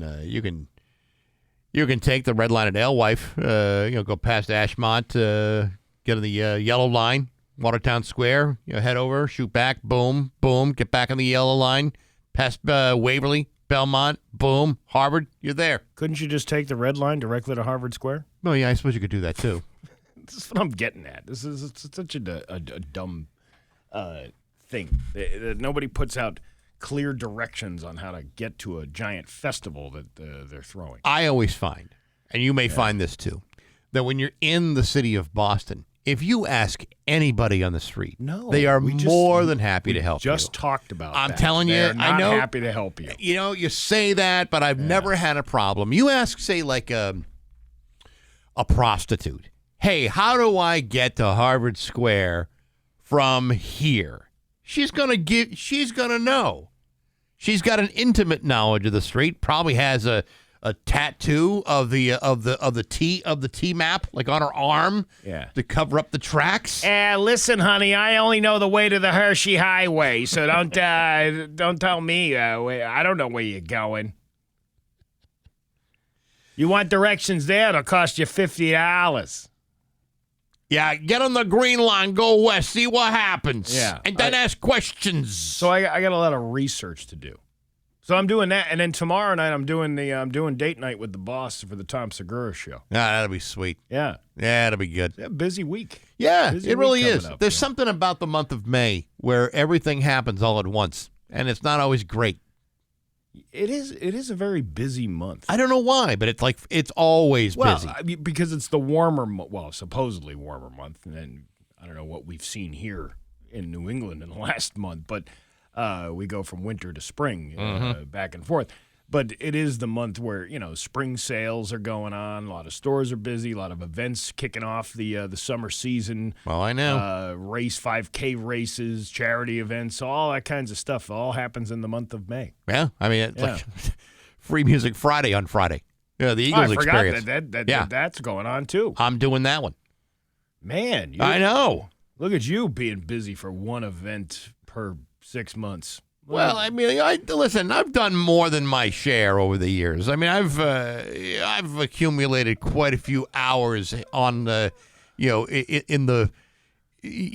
appearances and what have you. We just had a meeting yesterday where it was told that we're just not doing enough. I'm doing more than enough. Are you really? As far as I'm concerned. You're a good note taker, by the way. Thank you. Can we talk about that? I don't know. I don't know. Okay, this real briefly. Yeah. We were in a big Zoom meeting yesterday with 269 participants. Right, by the way. and it was a company wide thing. Yeah. And I'm writing some things down on a piece of paper, and one of the corporate officers said, I see that Bax is taking notes. Well, he criticized everybody for not taking notes. Which, in my argument, would that be you're recording the meeting anyway. If I need to reference something, I can just go back and read the transcript anyway. Sure. But nobody was really taking notes. You were busy as a bee, writing things down. Yeah, left and right. I was writing things down, but it was mostly financial documents. And you were singled out by a giant boss of this company. and praised. Yeah, well, listen, I'm a company dude. What can I say? Like a school teacher going, and I see only Mr. Bax and Nagle is the one taking notes here today. That's right. And my guess is if I handed in my notes, he put it right there in his refrigerator. Yeah, right on the. We're gonna put it right here, right on the refrigerator. And let me just ask you something. Were you taking notes for that video? No, I was balancing my checkbook like anybody else should have been. Yeah, you're making the rest of us look bad. It wasn't intentional. Huh? It wasn't intentional. You guys were starting off looking bad. I turned my camera off. I didn't want them to see what I was doing behind the scenes. We're Jeffrey tubing it. I was making TikToks. You were the Jeffrey YouTube. Yeah, I was making 3 of them a day. It's 8:24 on Rock 102. It's 8:28 with Bax and Nagle on Rock 102. Dan Brown's got the forecast for you. Let's see here. Oh yeah, real quick, the Steve Nagle summer throwdown, the big party, the big summer blast off. Yeah, that's coming up very soon, June 21st at Vanish Valley in Ludlow. Celebrate the start of summer, help raise money for Rick's Place. Great organization that helps children, teens, and families cope after the loss of a loved one. We want you to help, and it'll be a great time. Live music, lots of activities for the kids. Plus food and beverages from Vanish Valley, the Mad Eats food truck, and Malicious ice cream, which is delicious. Actually, it's moolicious. Get your ticket now at rock102.com. $10, 21 cents, a small ticketing fee with that, and every penny is going directly to Rick's Place. June 21st at Steve Nagle's summer kickoff at Vanish Valley in Ludlow. Brought to you by Dave Miner Exterior Home Improvements, Aqua Pump, Ara Credit Union, and Rock 102 Springfield's Classic Rock. It is ice cream season. Yeah, I know. Well, I mean, maybe not a particular day like this is ice cream season. Any day is ice cream season during ice cream season. My favorite over at Malicious is the Cookie Monster. Is that the blue one? No, it's not blue. It's just got cookies and it's. Oh yeah, yeah. I've seen some Cookie Monster ice creams where they're blue, like Cookie Monster himself. Like you're actually eating the puppet. Like they scoop it in little balls, so you get blue balls of ice cream. No, I never ordered it. I've just seen people order it, so I don't know how it's scooped. I've never asked, hey, is that being scooped into little blue balls? Another ice cream place I like is Sheldon's over in Southampton. That's good. That's a good one, too. Yeah. I like homemade ice cream. I don't like, I get it if you're selling, if you're selling somebody else's ice cream. Like what is it, Hershey's? Hershey's got it. But Hershey's is not the same as the Hershey company, the Hershey candy company. It's different. It's a different company, which I don't know how that ever survived. Yeah, I listen. I like ice cream no matter where it is. If you're selling it, I'm like, I rarely have had ice cream, but I said this is awful. Yeah, I recently had one. You did? Yeah, I'm not going to say where it was. What town was it? I can't say. What street? What is the exact address? Listen, I'm not here. There are people that like it. I didn't care for it. It was a little too, I don't know, blah kind of just thing. Blah? Yeah, it was just blah. And I'm not in the business of besmirching businesses unless you've done me dirty. But they didn't do me dirty. It was just something I didn't care for. It wasn't your cup of tea. It wasn't my cup of tea. But yeah, I like the homemade ice cream. Yeah, me too. Good homemade ice cream. A lot of fat in it. I like a lot of dairy fat in my ice cream. They got in Granville, they got the Granville Scoop. They got the that's where you're gonna get fresh ice cream and pet a donkey. They have a petting zoo there. You should probably eat the ice cream first before you start petting donkeys. Well, they have hand sanitizer there. I mean, it's not like and they come up and they eat right at you. You have the little machine. You put the quarter in and you turn the thing and you get the feed. And then that's fun. But then your hands have covered with donkey slobber. Well, goats. There's goats. Goats, donkeys. Actually, I'm lying. I don't know if there was ever a donkey there. I know there are animals that they feed right out of your hand, and mostly the goats. There's nothing like a good goat feeding out of your hand. Yeah, that's I'll agree with that. Yeah. But I tried to make sure my hands are clean when I'm eating ice cream. It reminds me of Mingles, where the fawns would come up and eat the meth out of your hand. I'll eat the kibble out of your mitts, buddy. Oh, come here, you hot young stud. For just a quarter, I'll start shooting out kibble also. I've never milked a goat before, but I'm willing to try. It's 8:32. News is next to Rock 102. 36 with Bax and Nagle on Rock 102. It's time for news brought to you by Big Y, your family market. Here's local radio icon Steve Nagle. Thanks, Bax. Search efforts will resume today for a man swept down the Connecticut River in Holyoke after he went to a popular fishing spot with his girlfriend Monday night, though the looming threat of a nor'easter may force a temporary pause in the search. Members of the Holyoke Fire Department were on the water by 7 a.m.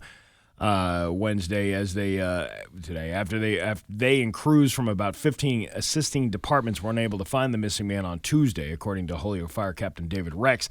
Firefighters and police officers plan to search waters and shores between the Holyoke Dam and the line of Chicopee and West Springfield for today. However, search efforts are expected to be concluded by 1 p.m. due to the impending weather. A nor'easter is on track to hit the state tonight. Tonight. And the rising waters and high winds could pose a major threat to rescuers on the water. The man was missing in the river after he and his girlfriend were fishing near the Holyoke Dam around 8 p.m. on Monday night. Officials did not provide names or other information about the two people, with several other fishermen nearby at the time. The man and the woman decided to boat across the water to a small island in a kayak or canoe. The couple's boat capsized on their way back from the island, and the fishermen jumped in the water to help. The fisherman was able to rescue the woman, but her boyfriend was swept away in the water. He was last seen going around the bend of the river as bystanders called 911. A rescue team immediately arrived on Monday night and began to search the waters with 4 boats and thermal drones, but were unsuccessful.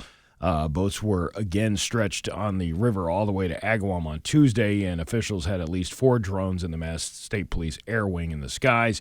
Rex said the area where the couple was on the river is a well-known spot for fishing, but can be a tough spot on that water, and that life jackets are a must. That's a good public service message. Yeah. Got to wear the jackets. Well, I know they don't look good, but if you're going to be dealing with currents and stuff like that, it might be a good idea to wear those things. It's a good idea to even wear it in a pond or a lake where there are no currents. It's just this. What a sad story. Let's see. Here's this guy. A Springfield man was charged with simple assault on Monday after an investigation of an incident at a prison in Vermont. Vermont State Police say that on May 6th, troopers received a report of an assault at the Marble Valley Correctional Facility in Rutland. Investigation revealed that on May 5th, Cinco de Mayo, at approximately 11:15 a.m., maybe they were fighting over margaritas. I don't know. I don't think so. You never had jailhouse margaritas before? I don't know how much they celebrate. They use the toilet as a giant margarita glass. And they just use salt on the rim from the dining hall. That is one salted rim I probably wouldn't ask for. Anyway, investigation revealed that at 11:15 a.m., an inmate identified as 36-year-old Clifford Gellin of Springfield had allegedly physically assaulted another inmate. The victim of the assault was identified as 40-year-old Winter Holland Levine of Rutland. Gellin was issued a criminal citation for the charge of simple assault on Monday. He's scheduled to appear in Vermont Superior Court, Rutland Criminal Division on June 16th at 10 a.m. So if you're looking for a day trip to go do up in Vermont, you can go on June 16th at 10 a.m. at the Rutland District Court. Grab some maple syrup while you're up there. Sure. too. Why not? But you missed the Cinco de Mayo celebration. That's a doggone shame. Well, the prison Cinco de Mayo celebration, which includes what? Do they have taco night? I bristle to think of what a jailhouse taco might look like. That means 2 things. Would you like to taste my jailhouse taco? Should I introduce the burrito to make a big chalupa for both of us? It's the jailhouse confetti you got to watch out for. That stuff will get right in your face. And you don't want that. No, you don't. You don't. The release of the audit comes... There's a state audit about the people living in hotels in Massachusetts. The release of the audit comes as the state plans to close its remaining motel and hotel Holiday Inn shelters at this summer, including the remaining few in our area. Dozens of families are still being housed in hotels in our area, including in West Springfield. On Tuesday, 22 News spoke with the city's mayor about how closing those shelters will impact the community. Massachusetts Governor Maura Healey announced on Monday that all hotel, motel, Holiday Inn shelters will close 6 months ahead of the original schedule. Massachusetts is the only state to have a right to shelter law, meaning families with children and pregnant women have access to temporary housing when they are experiencing homelessness. They also have access to the continental breakfast, also the business center, and the pool. I don't think so, because the pool at that, I did a comedy show at that hotel.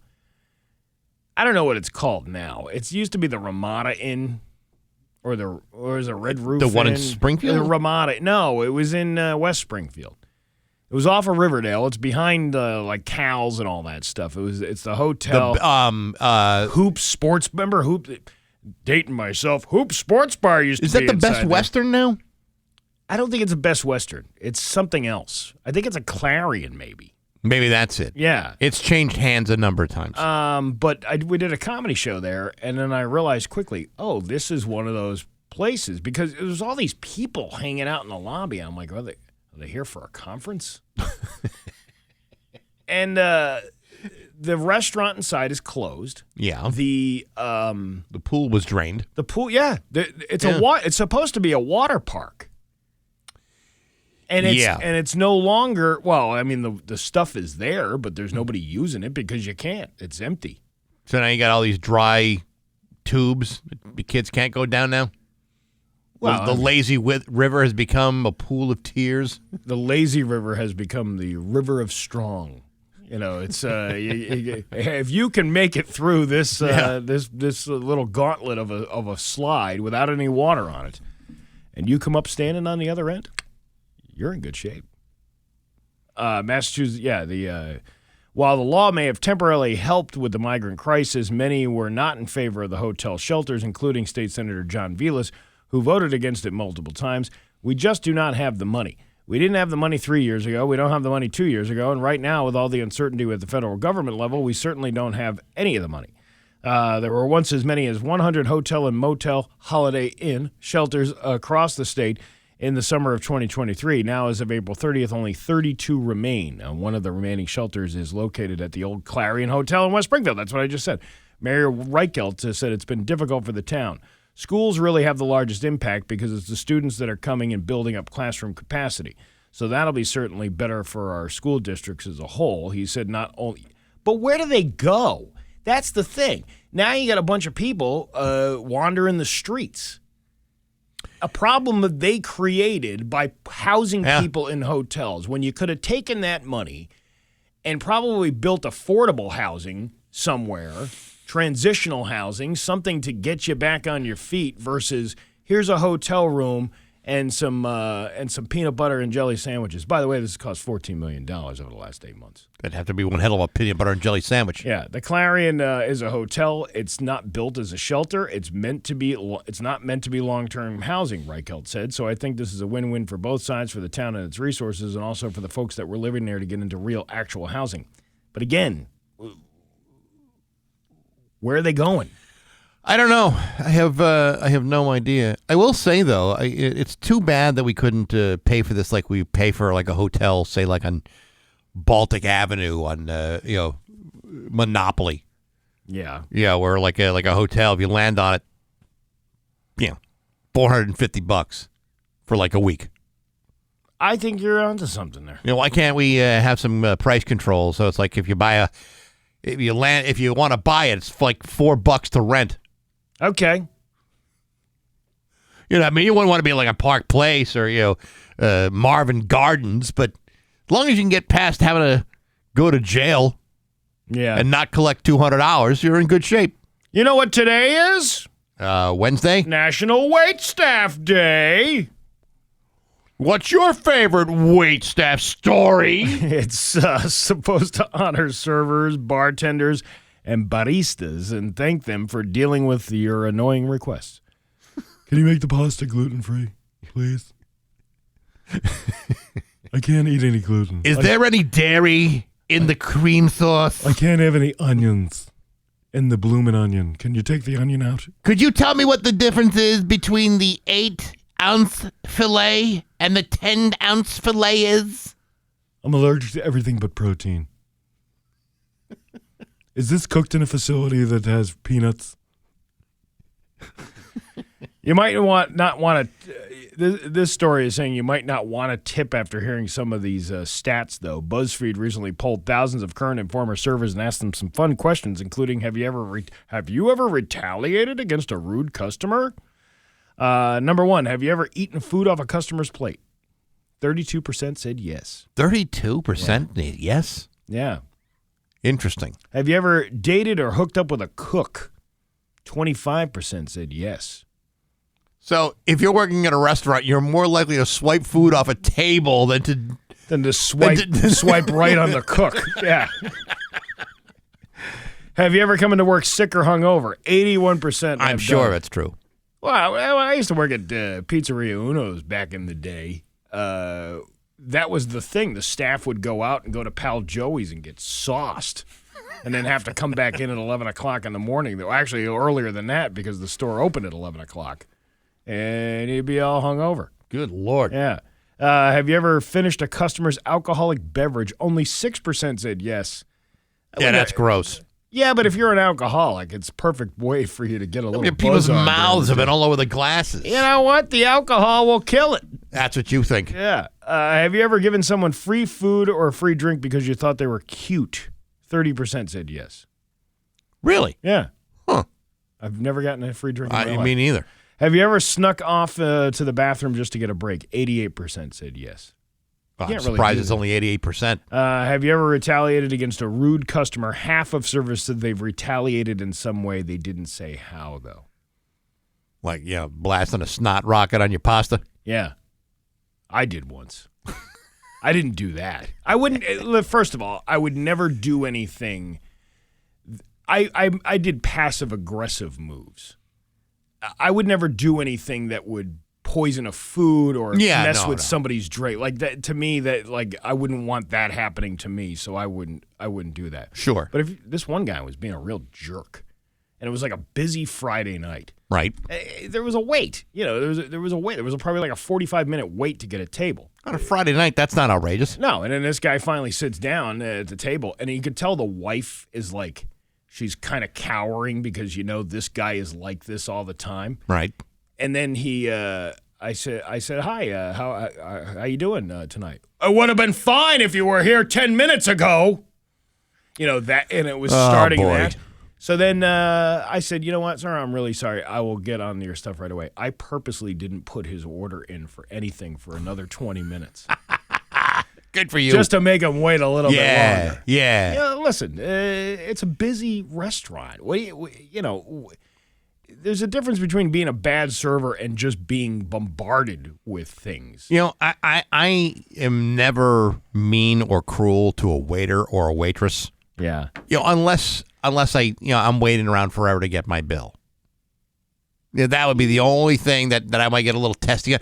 But I'm never going to be a jerk. You're not going to be yelling and calling them out. Of course not. I would get testy, but I would keep it to myself and still be polite. Yeah. Because that's just the way my mama raised me. You're not going to write on the plate with ketchup, no tip for you? No, I would never do that. At the end of it? I may not give you the full amount of a tip that I would normally leave, but I'll leave a tip. Here's a tip for you. Bring my bill faster next time. Don't play with matches. It's a good safety tip. You little shiznit. What do you think I am? You know who I am?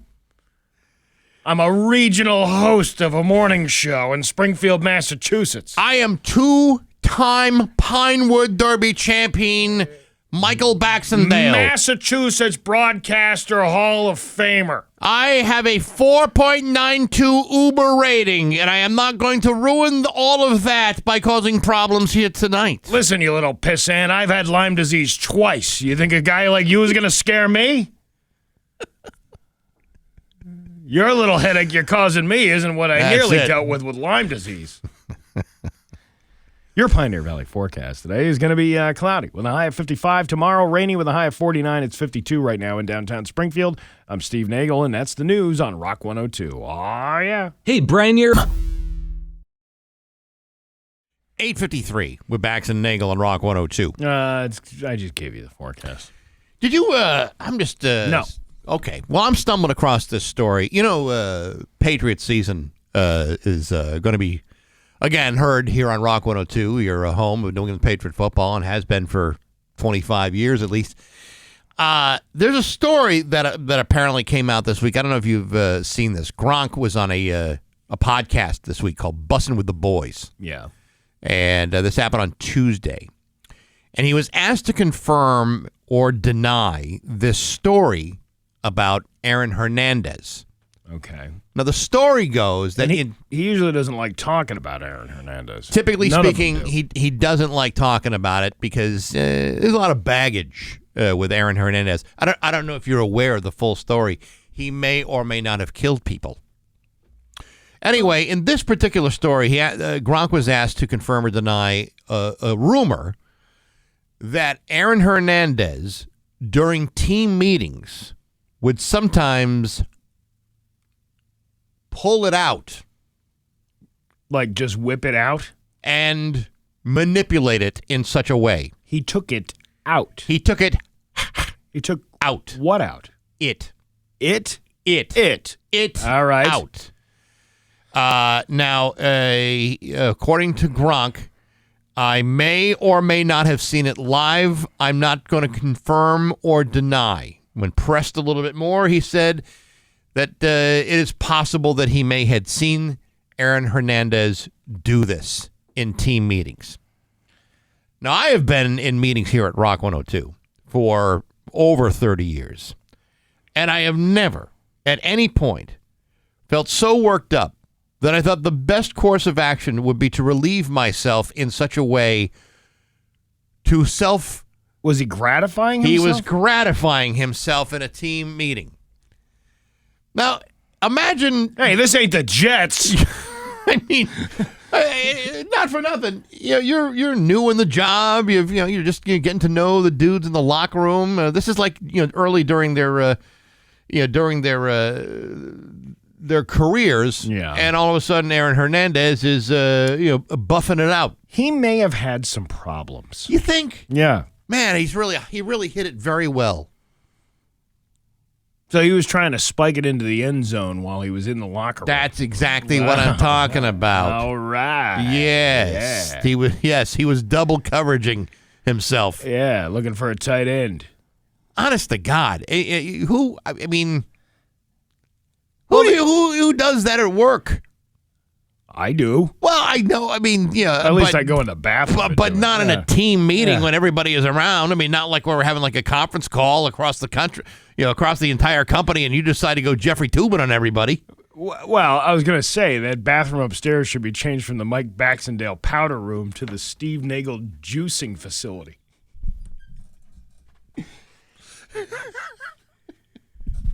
Yeah, it's not exactly a smoothie bar in there, that's for sure. It's like a milking room. It's it's like you're on a farm and they're hooking it up, hooking that thing up to the cow udder to get all the juice out. That's what It's not a farm to table. It's not a farm to table restaurant here. I'm making my own cream. No. I mean, they buy Sweet Lows for us, but they don't buy us half and Well, half. apparently it was some butter being churned at the practice facility. Oh, I love me some butter yeah, beans. it's delicious. Yeah, there you go. It's 8:58 at Rock 102. Rock 102, Springfield's Classic Rock. It's 9:12 and Pat Benatar, Rock 102. It is going to be cloudy today, and then rain starting tonight into tomorrow with a high of 59. It is 51 right now in downtown Springfield. Are you ready for some fun facts, Bax? Sometimes it's good, sometimes it's bad, sometimes it hits you in the nads. The backs of life. The backs of The life. backs of life. We're not All right, what do we got? always All right, content. number one. one. Michael Jordan didn't lose 3 straight games for 8 years. He stayed on top longer than a porn star with a Bluetooth boner pill. He was dunking so hard, even his balls had a better record than my 3rd marriage. You haven't had a 3rd marriage, Steve. I'm not doing it as me. That's right. Yeah, that's right. That's pretending this mythical Gotcha. character Understood. that Yes. this is character act. This is method acting, Bax. A poor method, but a method acting. Nevertheless. Yeah. Number two. Milli Vanilli got their Grammy yanked for lip syncing. That's like winning a bedroom gold medal with someone else doing the moaning.